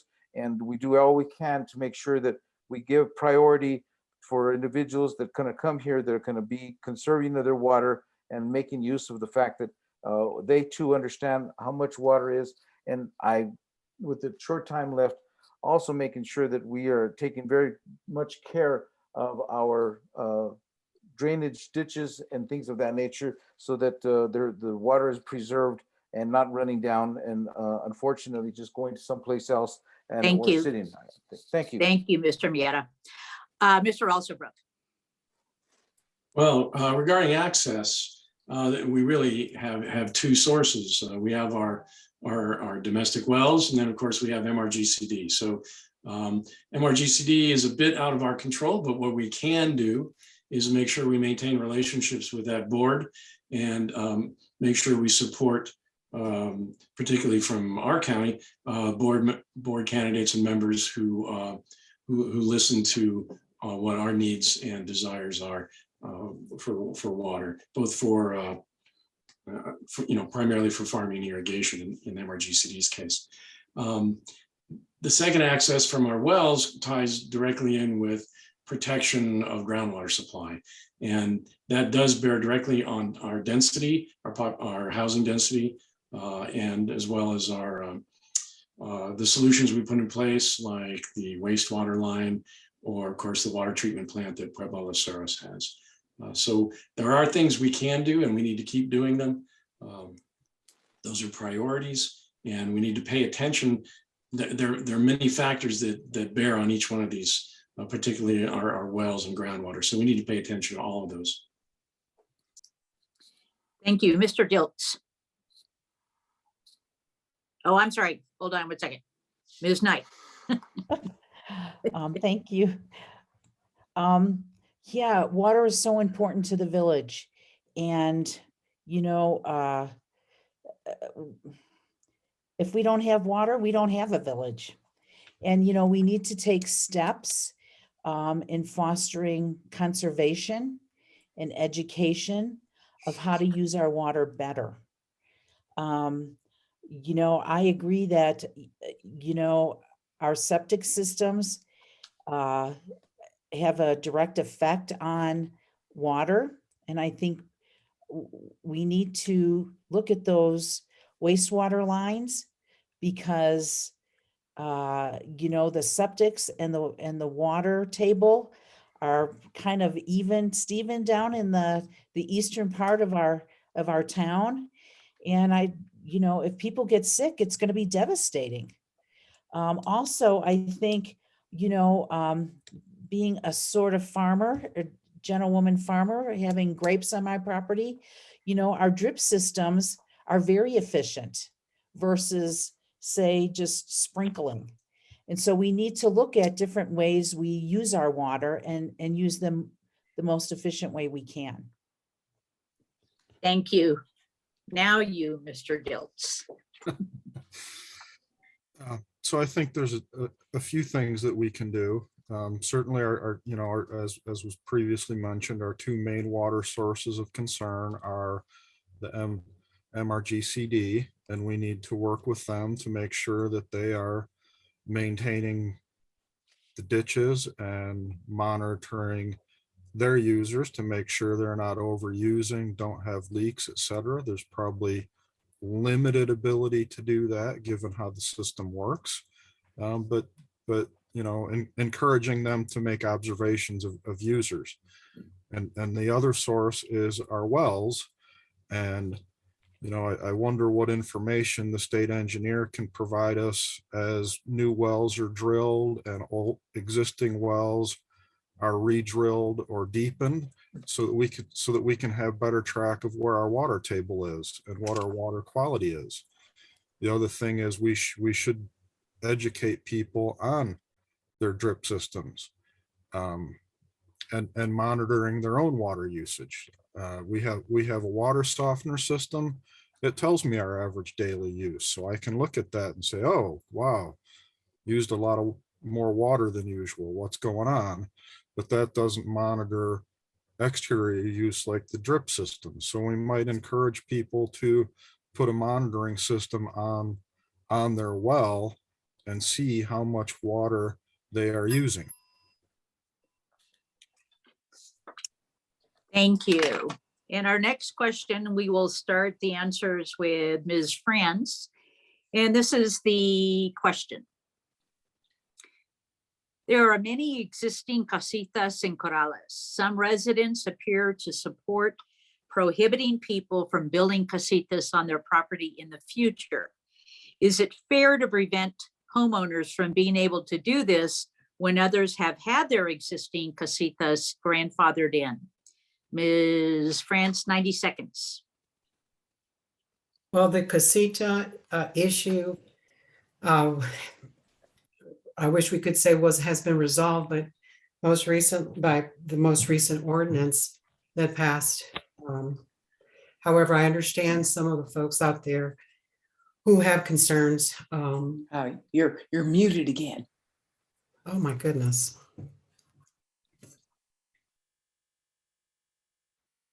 We can hear her. I thought I was unmuted. Oh, there we are. Continue. Okay.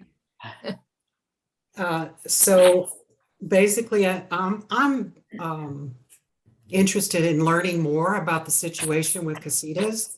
And so I will work with my constituents to learn more about what's on their mind regarding the casitas. So I will stay open-minded. Thank you. Thank you. Mr. Miera. Thank you. Great question, because we know that's been coming up, but I believe the council addressed the issue with no new properties going to be built with casitas. And I think there's a rationale for that. If there isn't, there should be. And the rationale for me is that I would have concerns if you're having one property on 1 acre and you have one house, maybe it's about 2,000 square feet, and you have a casita that's 1,999 feet. Those are the issues that kind of throw things off. And for that reason alone, I think we need to stand back and take a look and keep with where the village has been going as of now, and saying, one house, one property on the acre, but more importantly, no new casitas until we can get a better handle on how we can use planning and zoning effectively to make sure that if we ever brought back casitas, that they would not be an abuse of the law that exists before or even now. Thank you. Mr. Alsobrook. I do think it's fair when a new law comes into place that prior uses are grandfathered in while anyone new is denied that's unfortunately the way things do have to work. For casitas, it's again a few different factors. It's tied in with groundwater, and it's also tied in with short-term rentals. It's not that long ago that Airbnb rentals were just incredibly disruptive in homes along Old Church Road and other places in the village. So the casitas ordinance needs to address all these things. I don't think any of us really want to deny our grandmothers or aunts and uncles a small living quarters that's on our property. But at the same time, we need to protect the groundwater, and we certainly don't want them being rented out every weekend as the magnificent tourist site that we are. Come to Corrales and do whatever you want for 3 days. So there is a balance there that needs to get struck, and it's difficult to write laws preventing short-term rentals in a fair and legal manner. And so I think the first step is to do something that may seem a bit stronger than necessary, and then to back off from that as we get more experience with it and see what can work. Thank you. Ms. Knight. Yeah, the idea of casitas have been around for a long time in New Mexico. Families wanted to have their loved ones that were getting older close by, and that's why they built these casitas. Again, there's some that are going to be grandfathered in no matter what.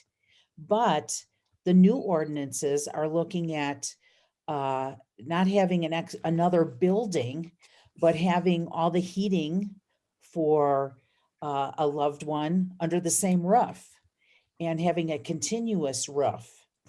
And that's one way that you don't get another whole building structure. Unfortunately, people have abused the laws and the ordinances, and the building inspectors didn't catch it in time. And then all of a sudden there's this second building on 1 acre, and that's not okay. I mean, that's not right. And that's not okay. So our ordinances need to be enforced. And again, the comprehensive plan is going to have to look at this and address this. And, we just got, Airbnbs are pretty new, so there wasn't a whole lot of guidance on how to handle those. So I think it's being addressed by P&Z, and I think everybody's working to make, to look at casitas and how you take care of your elderly parents in different ways. Thank you. Mr. Dilts. This seems like one of those really good consensus building opportunities. That said, that's probably not an easy thing to do on this issue. We have existing laws that limit us to one dwelling per lot. And, I have elderly parents. I would like to have a place to bring them where they could be very close by, but still semi-independent. So I respect others' desire for that. I've heard a number of differing opinions on casitas, and most of them revolve around the rental issue, that well-intending people provide this for a loved one, and then when that loved one moves on for whatever reason, then it becomes a rental property that's out of control, and the neighbors are severely impacted by it. So I think this is something that we need to take it under advisement.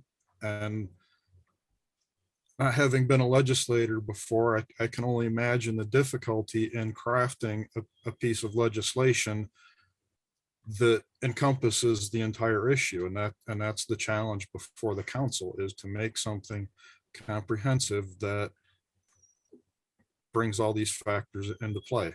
And we're not going to satisfy everybody. Thank you. Mr. Eichorst. Thank you. This is definitely something that planning and zoning has been working on. Village council's been working on. It's something that's been talked about for a long time. And I actually remember, I think when I was in elementary school, walking west on Perea Road, there was a bed and breakfast there. And I didn't know what a bed and breakfast was. I had no idea. Everybody lived in a house, and that was something we were used to. There's several parts to this. If you look around Corrales, you'll find some homes are 1,500 square feet. Some homes are 6,000 square feet. One thing to consider is the amount of restrooms in a home, the amount of plumbing fixtures in a home, is the amount of wastewater that's going to go into the septic.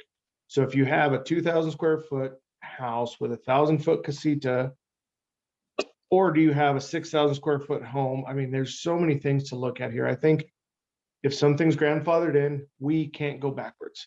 We all know that. We don't have a time machine. We never will. But we need to be realistic moving forward. Do we want a ton of rentals here and there? And of course not. That's not something we want to deal with in the future. So I know planning and zoning has done well, and village council will continue to work on this. And I think it's a complicated issue, and we'll keep talking about it as long as I can think. Thanks. Thank you. And this will be the last question before we do closing remarks. And we will start this round of questions with Mr. Miera. This is a question. If you are not elected, what would you try to, let me start over. If you are not elected, what would you do to try to help work on the ideas or issues that are important to you? And Mr. Miera, 90 seconds. Thank you. Well, I'm hoping that the latter is not going to happen, but should that happen, there are issues that are very dear to me and to all of us, I'm sure. But I'm going to continue to work on those that I think are the most important, and that is the water issue. There's just we can't live without it, as we all know. So that's going to continue to be a big issue for myself. That and the ability to see how we can get the students involved in what's going on, so we can bring up the new leaders right now. That we're all getting on in years right now, and I think that my goal is going to continue to work not only here in the our own Corrales school, but going on to the high schools from which our Corraleños, young Corraleños leave and move on. I think those are the two most important things for me, is taking care of water and utilizing students to be our next leaders, and that they're going to be well informed and the most well educated about how government works and how it should work, and how we can bring in the community to make sure that that government work that they're looking forward to is worth doing. And so protecting the neighborhood, protecting the community is all part of what I'd like to be able to continue, and I will continue to do no matter what. Thank you. Mr. Alsabrook. Well, should the unthinkable happen, there are a lot of ways to maintain participation. Certainly there's, the boards and commissions in our village that are always looking for new and vital members. I'm a member of the Corrales Tractor Club. We make the Harvest Festival run. We donate time and funds to other organizations in the village. And of course, then there's the more personal side. On Corrales cleanup days, my family gets in the truck and we police some of the streets in the district, picking up trash along the road and go throw it in the big dumpsters at the rec center. So there are a lot of ways to stay involved. It doesn't require being an elected government official to do so much good for your community. And I think we can all take advantage of that. Thank you. Ms. Knight. Well, being honest, I'd have to take a couple days and just relax and unwind after this heated election. And then I'd get back to work and, continue doing what I've done for the past 37 years. Stay on my boards and committees, enjoy the people around me, and continue to I'll look at Corrales differently, to tell you the truth. After being on the council, it's a real eye opener. And I suggest everybody that's listening, try to be on planning and zoning, try to be on the council. It's really a life-changing event to do this. But I love Corrales and I'll stay here as long as I can and hopefully attend some council meetings and attend some P&Z meetings that are when they're talking about issues that I'm concerned about. Thank you. Mr. Dilts. Well, this has actually been this process has been a very interesting and educational process to me about the village, and I would like to continue to be involved, whether elected or not. Having gone through the home building process here, planning and zoning would probably be something I would be interested in participating in.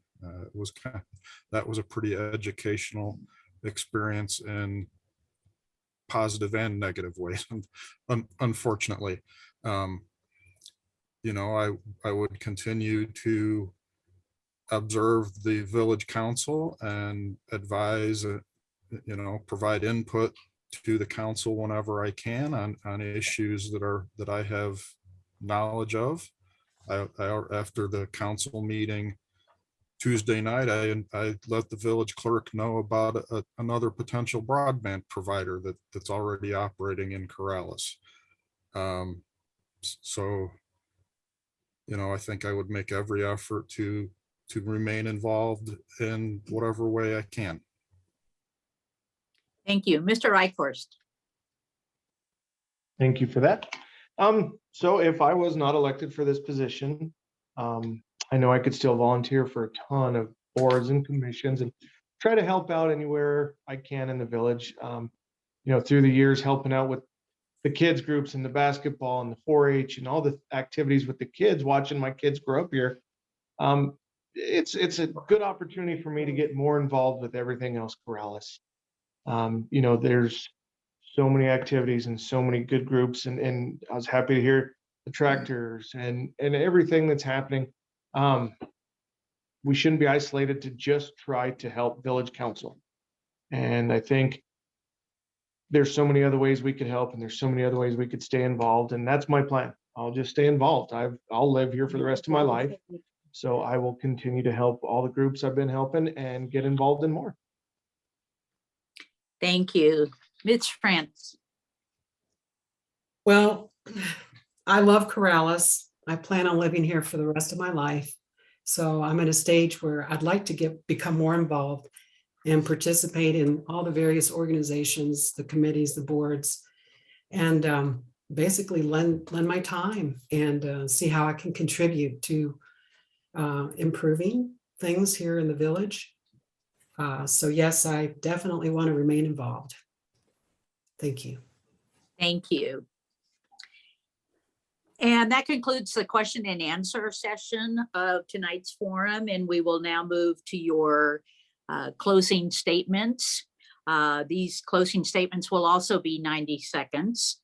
And we will start closing statements with Mr. Alsobrook. Well, as before, thank you, Mary, thank you, Cheryl, and thank you, Aaron, and to all the folks at the New Mexico League for Women Voters for sponsoring these two candidate forums. And thanks to all the attendees on both nights, and actually thanks to all the candidates here too. I think I think all of us who aren't currently sitting in the government have taken, just another important step, just putting ourselves out there to show what we're all about and what we stand for and what we hope to accomplish. So I think in my case, I hope I've made clear that I'm a staunch advocate for open government and responsibility, and along with that, responsible spending, and not finding money first and then finding something to do with it. I have the best interests of Corraleños at heart. I'm an advocate for environmental issues, both air and water, and I would certainly like to have your vote. Either now, go vote early voting is on, or on Tuesday, election day. Thanks very much. Thank you. Ms. Knight. Well, thanks for everybody attending this forum tonight, put on by the League of Women Voters. I hope you've heard my accomplishments and know why I want to continue representing District 3 on the Village Council.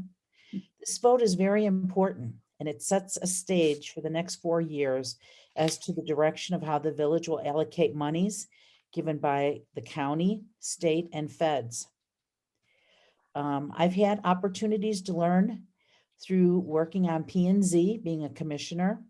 I've owned horses and ridden on the ditch banks and have raised money and organized volunteers for village-sponsored events. I have a great understanding about what we have accomplished in the past, but I view my job as looking forward to see what we can accomplish in the future for Corrales. Early voting has started at the village offices from 8:30 to 5 every day. And I ask for your vote to keep me on the Village Council in District 3. Thank you. Thank you. Mr. Dilts. Thank you again, Mary and Cheryl and Aaron, for your time and putting this on and your efforts, and to the League of Women Voters that supported it. Thank you to all the candidates for participating, and for everyone on the Zoom call and being interested in how your village works. I want to correct a statement that Ms. Knight made earlier about my mailer. Ms. Knight was indeed the only counselor to vote against the cannabis ban. That's on record. She voted against it. And so my most important thing to me is to protect Corrales, protect us from high water usage cannabis operations, and protect us from having that as a next door neighbor. And again, I make decisions as best I can on facts and information. And that's how I approach my job. That's how I would approach working on the village council, and I hope I can earn your vote.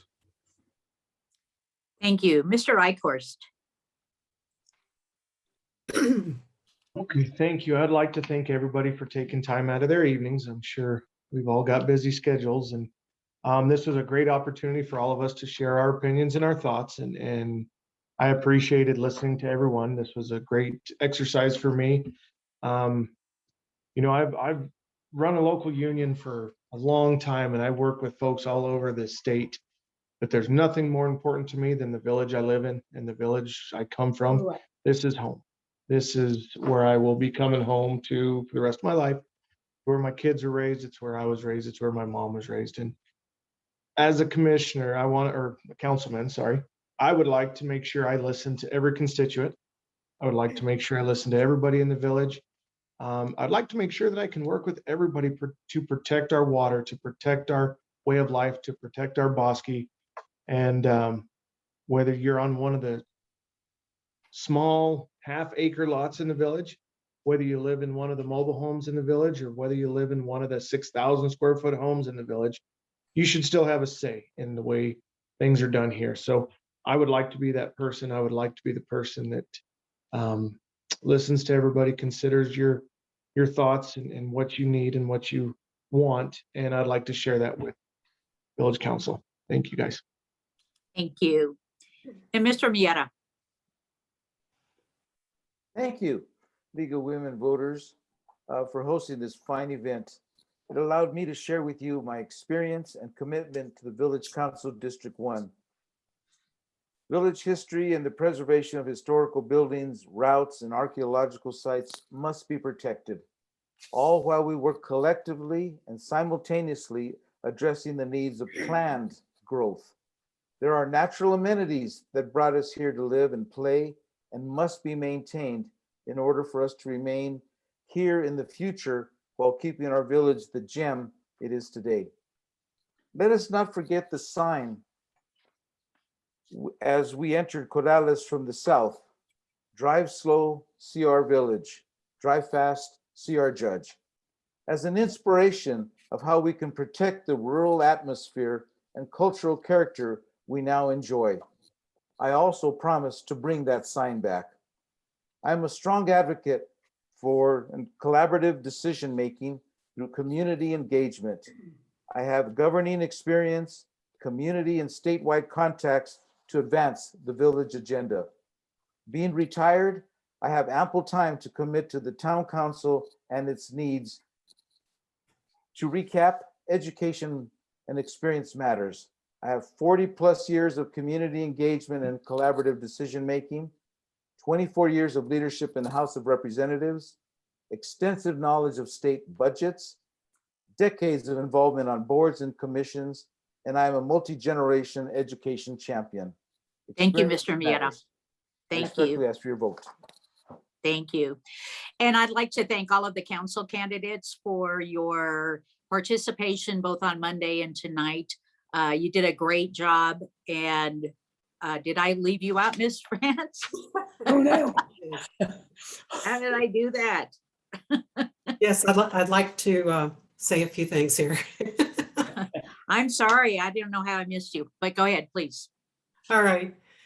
If elected, I promise to work in a collaborative, respectful, responsive, and fair manner with my constituents and with all other concerned parties, including members of the village governing body. I will work to keep commercial cannabis operations out of residential neighborhoods.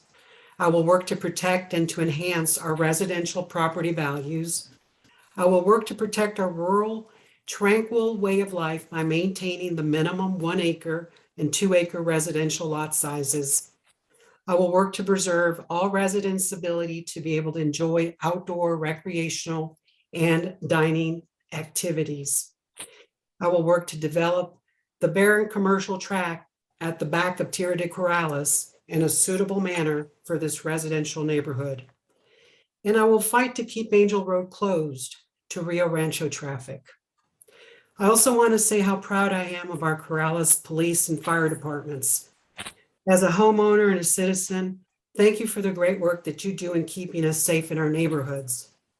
Fellow Corraleños, thank you for your time tonight. Respectfully, I ask for your vote. Con mucho respeto le pido que voten por mí. Thank you and good night. Thank you. And I again apologize to you, Ms. France. I don't know how I missed you. But again, thank you to all the candidates for council for participating in these two forums and hanging in there to the bitter end. And so I appreciate that. And if you wish to continue with the forum to listen to the mayoral candidates. You'll be moved into the audience and you'll be able to do so. So thank you so much to the council candidates, Corey France, Rick Miera, M. Lawler Mel Knight, John Alsobrook II, Courtney Eichorst, and Jonathan Diltz. Is that 6 people? I think so. So thank you so much, and have a good evening to the council candidates. We'll start with the mayoral portion of the forum in just a couple of minutes, maybe 5 minutes, to get them situated. Thank you so much.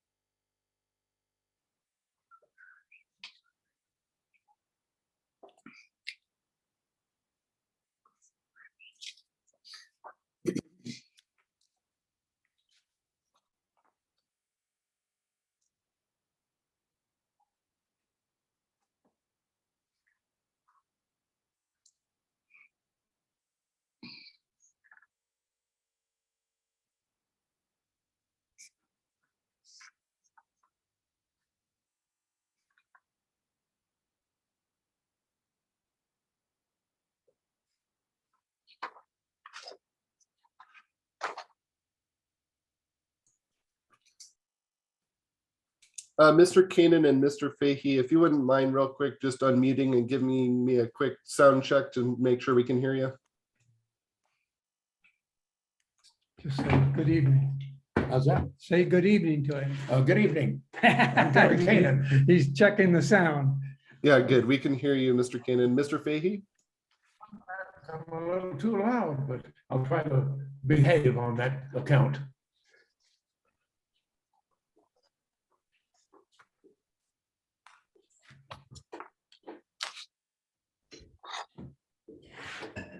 I got it. Sorry. Oh, not a problem. Good. We can hear and No see you problem. both. We're good to go whenever you are ready, Mary, if you wait Okay, a couple minutes great. or whenever. Okay. Mr. Kanan and Dr. Fahey, are you ready to go? Ready to go. Sure. Okay, Far away. let me change my view so I can see you both. Yeah, we may want to wait for Cheryl. It looks like she may have stepped away to get some water or something. Oh, good, because that'll give me time to figure out how to see everybody. There we go. Okay, that works. Okay, so we'll get started once Cheryl returns.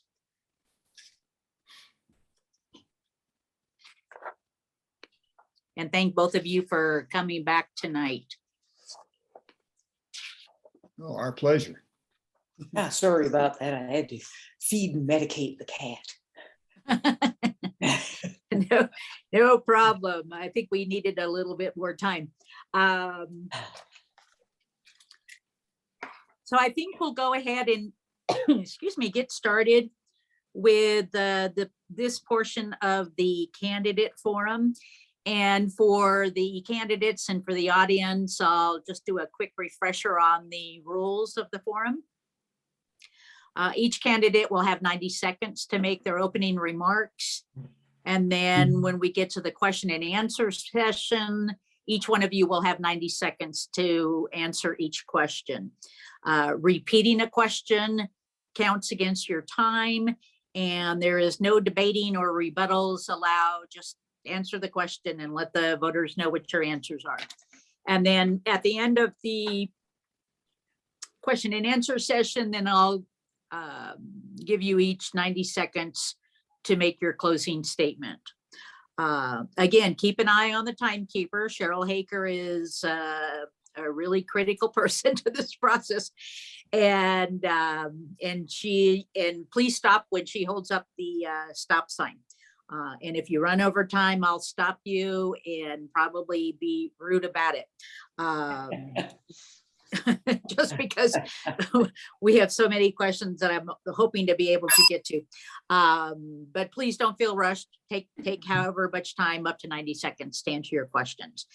So because the last forum on Monday, Dr. Fahey had started the questioning or started the forum. Today we'll start off with Mr. Kanan going first. And so Mr. Kanan, if you want to give 90 seconds for your opening remarks, please. Okay, thank you. I agree with the volume of Corrales residents that some adjustment is in connection with policy and compliance to current ordinances for the protection and the lifestyle of Corrales and the rural lifestyle is necessary. We have an opportunity to make that happen. And over the years, we've delivered a special culture that makes Corrales attractive and independently distinct. And I plan to build on that. Thank you. Dr. Fahey? Yes, I'd really like to thank the League of Women Voters for sponsoring this forum, and thanks to all the citizens who've signed in to listen and ask questions. My name is Jim Fahey, and I am running for mayor of Corrales. Why am I running for mayor of Corrales? I believe that I am the most qualified candidate in this race to lead Corralinos into the future and maintain the quality of life which we are accustomed. I believe we need to move forward toward a future that honors our past.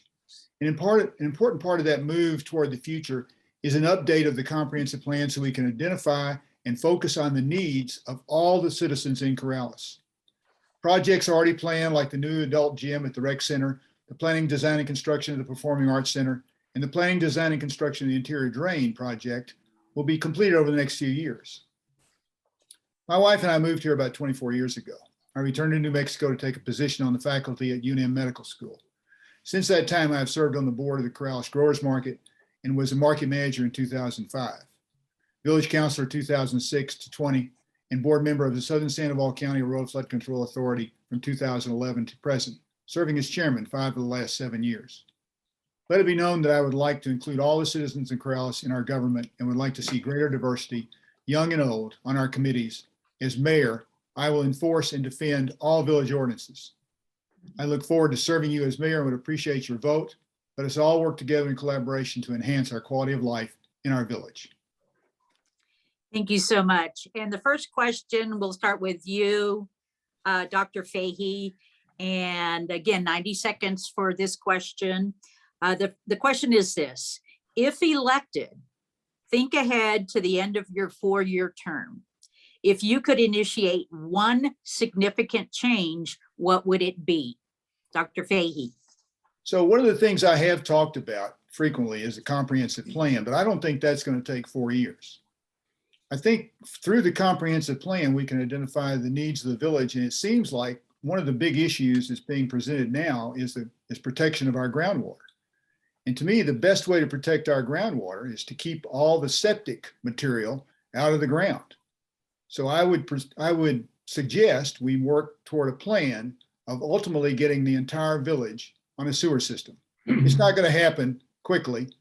It will take quite a while and quite a lot of planning and also a tremendous amount of money. So if we plan it in phases and we work toward phases, perhaps in 4 years, we can have the majority of the village on a sewer line. That will certainly protect our well water. Thank you. Mr. Kanan. In the previous forum that we had, I brought that subject up about the septic tanks and the sewer system and so forth. The one that we have right now is a mistake. We can improve on that, and I think we ought to work toward that. And that happened to be the question is if we had a large grant, $1 million grant, what would we do? And one of my suggestions was that we would investigate the possibility of eliminating septic tanks. And that might take a while to do that, but it is something that we would work toward. Thank you. And the next question, we will begin with you, Mr. Kanan. And 90 seconds, and again, and this is the question. Taxes have been raised on individuals who own acreage that is not directly in agricultural production. This pushes landowners to sell their property that may have been in the family for decades and is subsequently developed. Would you be in favor of working to reduce those taxes to enable landowners to hold on to open space land? 90 seconds, Mr. Kanan.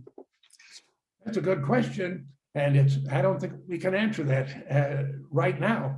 We have to, that would require some study and evaluation of the consequences of going into that.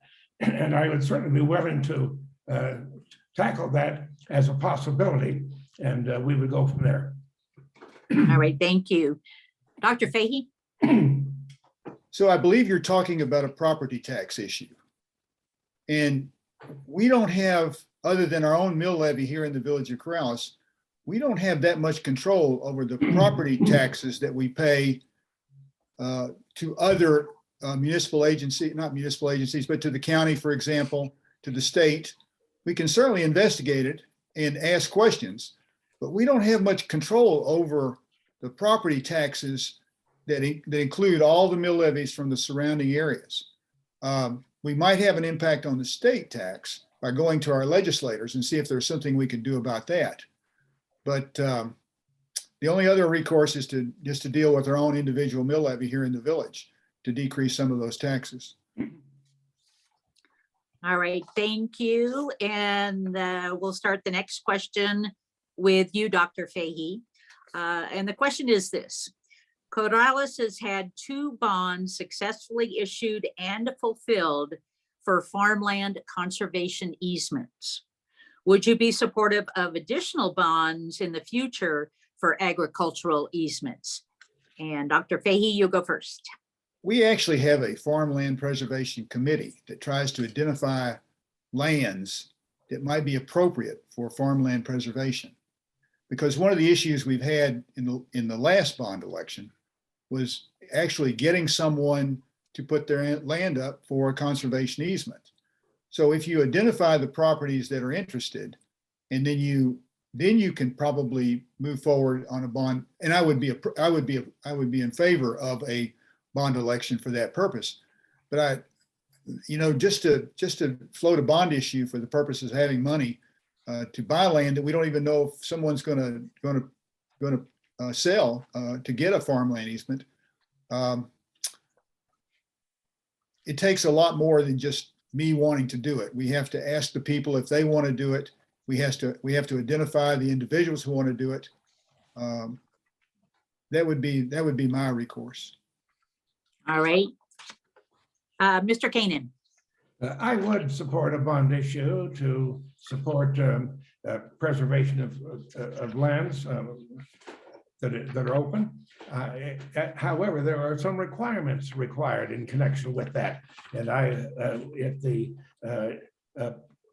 property owners would meet those requirements, and it would be a benefit to the village of Corrales for that purpose, then of course I would probably support it. Thank you. And the next question, we will start with you, Mr. Kanan. And the question is this. The Bosque is a valued resource. Trees and wildlife are being threatened by drought and efforts to decrease the fire danger. What steps need to be taken to preserve this valuable resource? 90 seconds, Mr. Kanan. Well, it is a preserve the Bosque Preserve, and as a matter of fact, we, the council, when I was the mayor, designated that. And I would be in conversation with the people who wanted to make that fire prevention effort. I believe in fire prevention. I believe that the fire department has the best interests of Corrales in their mind. If there is a fire in the Bosque, it's devastating. It has proven to be that way in other communities, and we don't want that to happen. On the other hand, we want to make sure that the preserve stands for what it is, and it's a protection of wildlife and something that we can enjoy. And so I think that needs to be evaluated. And if there was some effort to go in there and clear some of that property, I would personally go down there with the fire department and look at it myself and make an evaluation with them. Thank you. Dr. Fahey. You know, we actually have a Corrales Bosque Advisory Committee that helps the Village Council deal with preservation of the Bosque Preserve. They offer some suggestions as to how to, in fact, there is a Bosque management plan that's utilized to deal with the Bosque, help us know when's the best time to be there so that we don't disturb bird habitat. We work with the Nature Conservancy in that regard. Part of the problem with the Bosque is water. And recently, the Southern Sandoval County Arroyo Flood Control Authority actually did some work on the north end to actually get water down into the Bosque. We're using the sewage treatment plant water that's clean enough to dump in the river, so therefore it's clean enough to dump in the Bosque, through some several channels that have been made into the Bosque so that the water gets down there. It's about 5 million gallons of water a day, which is going to be very helpful. Hopefully that'll keep the trees alive and allow the Bosque to flourish. Thank you. And the next question, we'll start with you, Dr. Fahey. And the question is this. What would you do to support multi-use trails for pedestrians, bicyclists, and equestrians in Corrales? And do you support building a walking pathway through the center of Corrales along Corrales Road? And again, Dr. Fahey first. So I'll answer your second one first and say, yes, absolutely. I think having a walking pathway through the center of the village of Corrales in the commercial area would benefit especially our businesses, but it would benefit the children who can use that pathway to get to school. There's a lot of benefits from just being able to walk in the center of the village. Now, the multi-use trail system is actually also one of these projects that SCAFCA at the Southern Sandoval County Royal Flood Control Authority has started. And ultimately, there will be about 39 miles of pathways and trails that can be used by bicyclists, by pedestrians, and in some areas by equestrians. In fact, at the present time, I believe there are many areas in the arroyos that have been improved that equestrians can ride. I can't tell you the exact ones. We have a map up there at the facility that shows the areas that are already developed and ready to go. And we use the access roads, such as the one that was just finished recently up where sagebrush hits the Thompson fence line. Thank you. Mr. Kanan? Well, I believe in trails, walking trails, trails for horses and so forth. And as far as the bicycle accessibility is concerned, I would certainly support that. We have a committee that looks into that and tries to determine where the bicycle trails would be. As far as the pathway through the middle of Corrales, there's a lot of questions on that. We don't know where the right-of-way is necessarily, although the Department of Transportation did, theoretically at least, determine where the right-of-way was. But there are some areas in Corrales, on Corrales Road, that would not accommodate a walking trail, if you will. It would make a dangerous situation. we'd have to take a look at that. At one time, it was suggested that they would alter that trail to go off of Corrales Road at the time where it wouldn't be acceptable there. And so we have to look at that situation. And I don't know, although I would like to see a walking situation through Corrales, and particularly in the commercial area, we would have to evaluate how we're going to do that, and I don't know.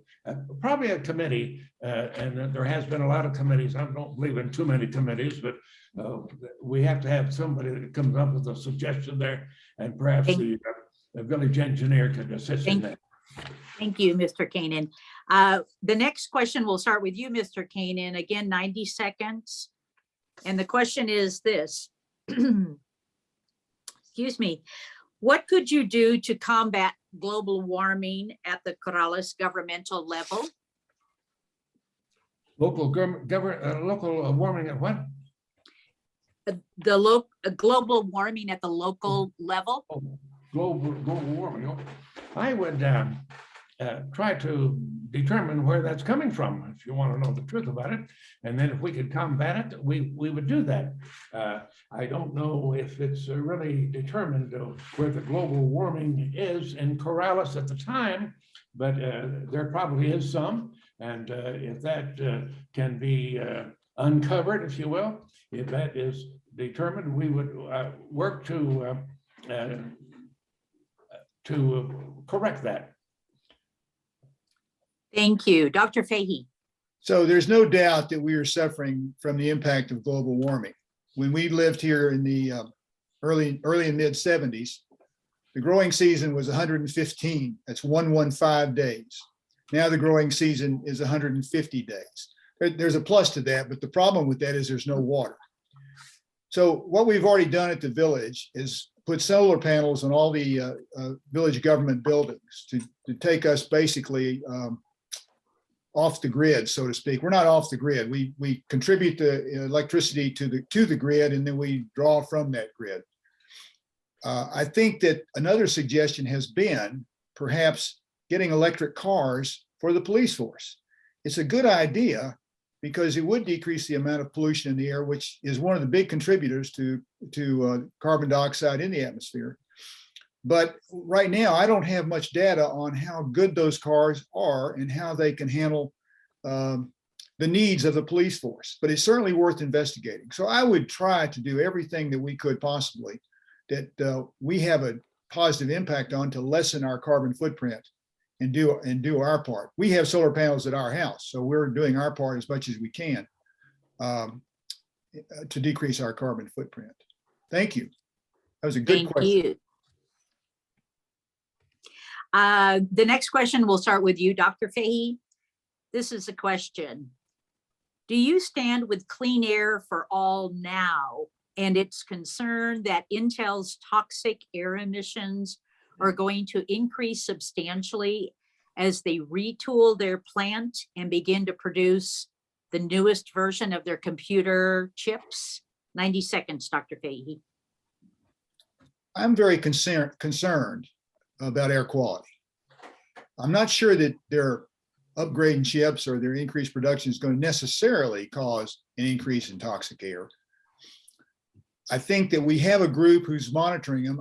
I believe the EPA has done a good job in trying to improve the air quality, but they probably aren't doing the best job monitoring Intel.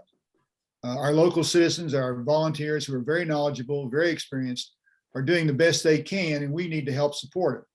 One of the things that we have done is we actually have an odor monitor right now. It's called a nose ranger. So if someone identifies a strange odor, we can get an idea of what's going on, and we can certainly raise the issue and raise the question to Intel and perhaps NMED here in the state or EPA regionally. Those are the ways that the government can work, but whatever impact we can have, we will certainly try to have. Thank you. Mr. Kanan. There's no doubt that there are emissions coming from those stacks in Intel. And I think that we need to, it's been suggested, if you will, the Corrales increase and implement a monitoring system of our own to determine what that is. I think if we could do that, we would have a better chance of communicating with those people who are in charge at the MMED, if you will, to control that. Also, I believe in strong communication with Intel, visit with them and express our concern for that and see if we can convince them to decrease the emissions to the degree that it would not be harmful to Corrales. Thank you. And the next question, we'll start with you again, Mr. Keenan. Here's the question. What will you do to promote social and economic equity in Corrales? Well, I think Corrales has always been in favor of the equity in Corrales. So I think that a friendly situation here for not only the commissioners, but the police department, the staff of the village of Corrales. I think that needs to be apparent, and I think that the social equity is a matter of recognizing and respecting everybody in the community and participating, if you will, encourage participation in the various activities that we have. Thank you. Dr. Fahey. We have a wonderful rec center. It provides for interaction of children, of adults. We have a lot of activities there: soccer, swimming, basketball. We're in the process of developing an arts cultural district in the village core, central core, commercial area. I think this will bring a lot of people together to stimulate art, discourse, education. I think basically we have all kinds of things happening all the time here. We had the Harvest Festival. We have art in the, well, that's part of the art and cultural district. We have the growers market where lots of people get together and spend time with each other and communicate. And so I think the government's position is to promote those activities. We don't have to rule them or govern them per se, but we just want to make sure they have a place to meet, a place to get together, and a place to have a good time. If that's what you're talking about. Thank you. And we'll start the next question with you, Dr. Fahey. Sure. This is the question. The current mayor has said state legislators are expecting literally, quote, a tsunami of money, end quote, from the federal government. What are your priorities for spending the funds that come to Corrales? 90 seconds, please. I would like to see a number of projects that have languished for years completed. One would be the pathway here in the village center, commercial area. Another would be the Meadowlark Trail up on West Meadowlark. And then I would see how much money we needed to do the adult gym expansion, the Performing Arts Center, and perhaps work toward developing the interior drain. And all at the same time, getting a comprehensive plan so we can move forward with other plans while this money is available for infrastructure. And speaking of infrastructure, this is a good opportunity to work on broadband, a sewer line, as well as what's the word I want to use? The fire prevention pipe, fire suppression pipe, so that we can put fire hydrants all along the interior drain to fight Bosque fires should they occur. Now, these are all sort of pie in the sky projects, but given the fact that there's so much money available, we should be up there, we should be applying, we should be asking, we should be doing all we can to get their attention so we can take care of our village. Thank you. Mr. Keenan. Well, police and fire protection are always utmost in my mind for any areas in which they need to be increased as far as the funding is concerned.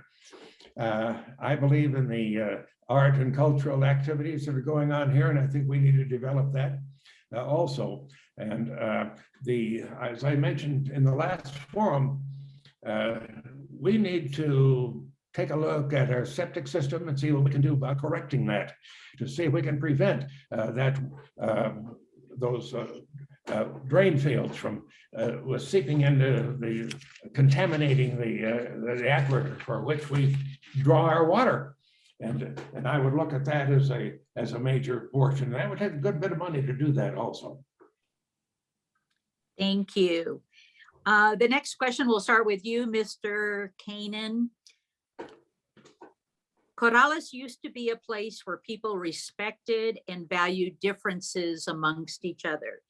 There was a live and let live mentality that made Corrales unique. Where do you stand on returning Corrales to its previous state of acceptance of others and not imposing restrictions that appease certain vocal persons? 90 seconds, Mr. Kanan. I agree. I don't know what I can say much about that, but I think that we should be socially acceptable in every circumstance, every neighborhood. And I think, and I understand what has happened. I've been here 50 years, more than 50 years. As a matter of fact, I experienced that. And it was a good experience, if you will, that everybody would be on the same level. And I think we can attain that. And I would promote that situation. Thank you. Dr. Fahey? I actually think there's a lot of that sort of a libertarian approach right now in the village. I'm not quite sure where that question comes from. If you follow the guidelines, the rules, the ordinances, you don't have a problem. You can do pretty much whatever you want to on your land. If you break the rules and you start causing problems with public health, safety, or welfare, causing hazardous related issues, then you're going to have a problem, and people will come after you. They will penalize you for that. And that's just a matter of the way the laws are, the way the country runs. It's not you can't do something that's going to harm somebody else. That's just not allowed. That's just not the American way. Thank you. And we'll start the next question with you, Dr. Fahey. Which one do I want?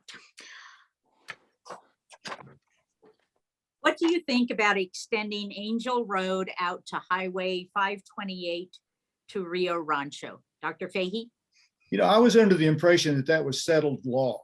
I thought that that was settled in a lawsuit probably, 15 years ago when they built a wall across Angel Road. I remember a lot of discussions about how that was an emergency egress road, but nothing could be done because there had been a lawsuit and the neighborhood had been able to close it down, and so nothing more could be done. So it was my impression that was settled law, and nothing has happened to change that at this point. Thank you. Mr. Kanan? Well, to more precisely answer the question, I think that we should investigate opening up that road so it would be an access for safety purposes, so we can get out of Corrales if we need to in an emergency. It's also an opportunity to get into 528 in Corrales, in Rio Rancho. That is not just so that we can shop in Rio Rancho, we can communicate with those people up there a little bit better, and we can control Angel Road. We don't have to just open it up as a freeway. It doesn't become another Meadowlark Lane or anything like that. We need to control it, but I think there is potential to open that up.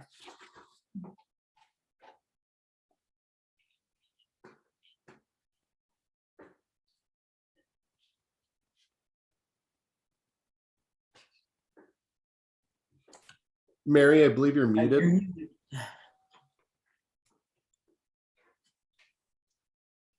Sorry, I had muted while an airplane flew overhead. So the next question, we will start with you, Mr. Kanan, and this is a question. What can the village do to ensure that older residents can stay in Corrales as their homes become too big or as they need assistance at home? Well, there's a program called Corrales, Village in Corrales, Village in the Village, if you will. And those people are working to address that situation and inviting those residents who are older to call on them to help with their various situations. So I don't know, I would be willing to discuss that issue with anybody, those citizens, and see what we could do. If the village can assist that and make their life easier in Corrales, then we ought to do that. But it'll take some planning, and perhaps a committee would work on that and make an advice to the council and to the mayor. Thank you. Dr. Fahey. I think this is a question that's going to have to be answered by performing the comprehensive plan update. Because if we allow smaller lots and greater density, then we're going to have the potential of contaminating our groundwater. And it will be a quantum leap from our existing ordinance of 1 house per 1 acre or 1 house per 2 acres. The Village in the Village does provide some services, but they certainly can't do everything, and they certainly can't give them a house on a small lot that they can live in, so they don't have to take care of a large lot. So I would propose that we go ahead and get a comprehensive plan done. We make that one of the questions that we address there, in combination with the concept that perhaps there will be local areas, specific areas that we can identify where those types of homes can be built where they have access to sewer and they won't cause a huge impact on our groundwater. This is going to take a little while to figure out because there's not a simple answer to this since we've lived with our 1 home per acre or 2 acre for so many years. And it would represent a significant change from our philosophy. Thank you. And the next question will start with you, Dr. Fahey. Looking 5 to 10 years ahead and excluding commercial cannabis, what do you see as the 2 biggest issues facing Corrales, and what will you do to address them? 90 seconds, Dr. Fahey. I think the biggest issues are going to be water and sewer. I think given the fact that we have, I think, more and more people moving here and more pressures to build more homes, that we're going to have to do something about the septic contamination of our groundwater. It hasn't occurred yet, but it's just, it's not if, it's more like when. So we need to do what we can to protect that groundwater, or we're going to have a water system, which may be necessary anyway. So my focus would be on developing a plan to at least have a sewer system that will take care of the entire village, should that be an issue down the road. And it might not be an issue until 20 years from now. But we know water is an issue, and we don't have much control over how much water comes out of the sky or how much water is in the aquifer, unless, of course, we protect their water use, perhaps by less lawns, less watering, try to follow Albuquerque's guidelines about sprinkling, perhaps more use of gray water and stormwater. Those are all ideas that perhaps we could come up with in the comprehensive plan that's supposed to be good for about 10 years. Thank you. Mr. Kanan. There's going to be an increase in pressure in connection with our density situation that we have.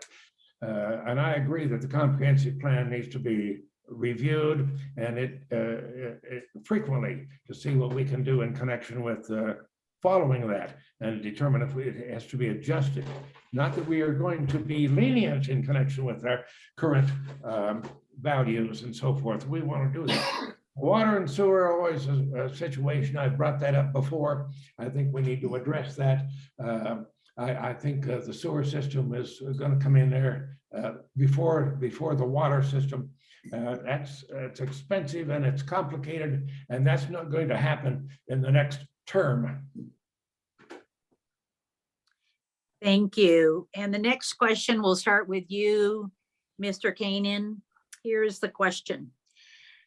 How would you build consensus with groups of people who don't agree with you? I would meet with them and we would have a heart-to-heart discussion about that. And we would find out what their issues are, what their problems are, why do they think that? And what could I do, if you will, to perhaps to compromise if we don't agree. But I think that is a situation that has to be a situation goes both ways. And I think that we can settle that. I haven't had that problem in the past, frankly, although there have been some confrontations, but I think we could address that with some diplomacy. Thank you, Dr. Fahey. So when you have differences with others who seem to not want to change their mind, you have to be sure to continue communication. You have to look for common ground. You have to look at pros and cons of each argument, your side and their side. And you try to see if there's something that is a midway point, a compromise. Sometimes it's not possible and you actually have to look for a mediator, an outside third party who can look at each side objectively and offer suggestions as to how do you address this issue? How do you address the problems that you're having? You have to maintain a discourse. You have to be respectful. And you have to be civil. It doesn't do any good just to ignore what someone has to say, because everybody has a right to their own opinion and a right to make and express their opinion. But usually you can find something, you can find some common ground where you can agree, especially here in the village where you're all pretty much for the village. And if you can find something that benefits the village and maybe you don't have to, you don't have to give up your principles, then it'll work. But again, like I say, sometimes you actually have to have a mediator to help you reach that point. Thank you. Excuse me. And the next question, we'll start with you, Dr. Fahey. If elected, think ahead to the end of your 4-year term. If you could initiate one significant change within the village, what would it be? 90 seconds. So it seems like you asked this question earlier, but I'll try to answer it again. I think that the comprehensive plan won't take all that long. And I believe the comprehensive plan will identify some significant issues, potential problems or real problems that we have right now. I think it's going to tell us that we need to start focusing on our sewage. Septic discharge is the greatest source of groundwater contamination there is. We need to do something. We can do it in phases. We can do it piecemeal, but we need to start doing something. Years ago, there was an attempt to put a pilot sewer line down Corrales Road, and it failed because there wasn't the buy-in by the village. We have to do the comprehensive plan to see how the village feels now, several years later, and the potential of groundwater contamination increasing all the time. And yes, I would like to see something like that start and move along. It won't be fast, but move along so that we can protect our groundwater.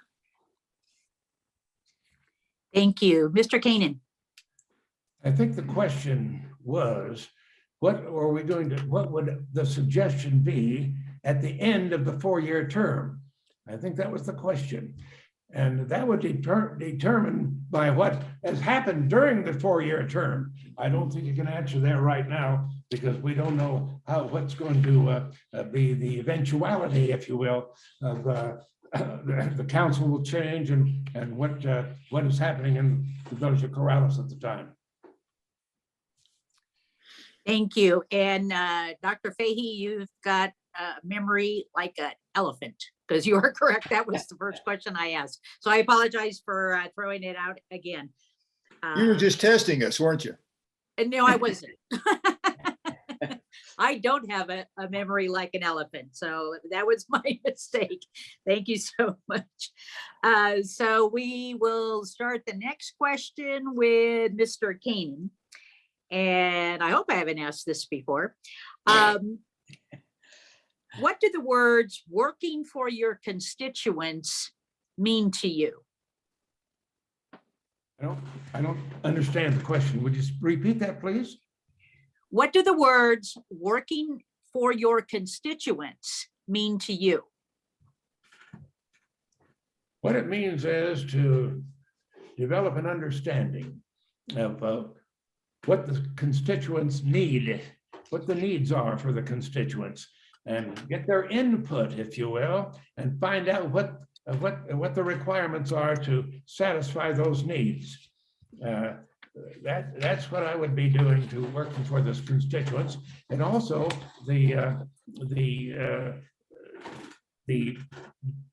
to protect the values of the rural lifestyle here in Corrales. I think that's what we need to do with the constituents, and plus get their input. Thank you. Dr. Fahey. Well, to me, it would mean to make their life better today and make sure we plan for the future to keep our villages, all our villagers' lives better and maintain all our values. Maintain a strong public safety and welfare and health, protect those three main areas. And then as an aside, respond to any other problems or issues that arise in addition to what you normally would do on your job. You want to make sure that the village works for the residents now and in the future. And when we face difficult decisions, work to find consensus among the residents, as well as with the village council, because the village council are also your constituents as the mayor. Thank you. And this will be our last question before we do your closing statements. And we'll start this question with Dr. Fahey. Somewhat related perhaps to the previous question. Here's the question. What are strategies you would use to include more community participation in village government operations? Dr. Fahey. Oh, I'd try to go out and recruit people. I would go to the rec center. I would talk to individuals at the library. I would talk to individuals at the growers market who I know live here in Corrales, and suggest they get involved in committees, suggest that perhaps you want to represent your district. There's, I can't tell you how many times I've mentioned to people that perhaps you should run for village council. Perhaps you should run for the SCAFCA board, the Flood Control Authority board, because I think you need new perceptions, new ideas. I think you need diversity. This last election, we finally got a woman on our Flood Control Authority board. I mean, it's been a long time since we've had anything other than old white men. So I think we need to focus on diversity. We need to focus on youth, both not only just real young. I mean, I don't think children or teenagers, but perhaps a little bit older than that, as well as middle-aged people who will be around for another 20 years, because everybody's getting older down here. I mean, look at us. We're old and gray and short of hair. At any rate, I think it's important to include everybody in the government and get them involved in any way we can, even if we have to go out there and recruit them off the street. Thank you. Mr. Kanan. Jim, I'm not getting any older than I am. Anyway, I have been known for inviting citizen participation and input. It is, and I believe in transparency. There is nothing that would withhold me from visiting with every community area in the village of Corrales. I would visit every business in the village of Corrales, and I've done that in the past, and every organization, and I participate, if you will, and belong and membership in all of the areas in the village of Corrales that I can do, and so that I can communicate and they can get input and feedback to me, which I can use to better benefit the village of Corrales. So those are the areas that would be my strategy, and continue with what I've done in the past. Thank you. And now we'll move to your closing statements, and those will be 90 seconds. And we will start with you, Mr. Kanan. Well, and so there you have it. Your choice, if you will, the residents of the village of Corrales to comply and enjoy Corrales values and this, the rural activity that we enjoy here. And we need to resurrect that. And the request more of the same, which we've seen recently. It's your choice, and you can continue with what we've been doing in the past recent years here in Corrales, or you can make a change. I'm for the change myself, and I would like to say that that's what you could look forward to with me and the administration coming in. I would like to thank the League of Women Voters for these forums. They do a tremendous benefit and service to New Mexico communities. So thank you very much. Thank you. Dr. Fahey. Yes, ma'am. I'd like to thank the League of Women Voters once again for sponsoring this forum and to those who have attended and asked questions. We don't need a good old boy system of government that shoots from the hip and promotes their own agendas. We need professional, transparent, inclusive government to deal with current and future village plans and issues. We need someone with more current knowledge of government financing and appropriations to get the funds necessary for our projects. We need someone who actually knows our current state representatives. It is important as we move forward that we have a comprehensive plan that will enable decisions regarding what is a perceived need or desire in the village. Such senior condominiums, sewer, water, additional farmland preservation, and perhaps greater commercial development in the far northwest sector. These are all items we need to address. The present projects of the pedestrian access route in the commercial area, the West Meadowlark Pathway, the Arts and Cultural District are in the works and should be completed soon. Other proposed projects, such as the adult gym at the rec center, the performing arts center, the interior drain development may take the next few years to finish, but we need to be ready with the plan as funds are available.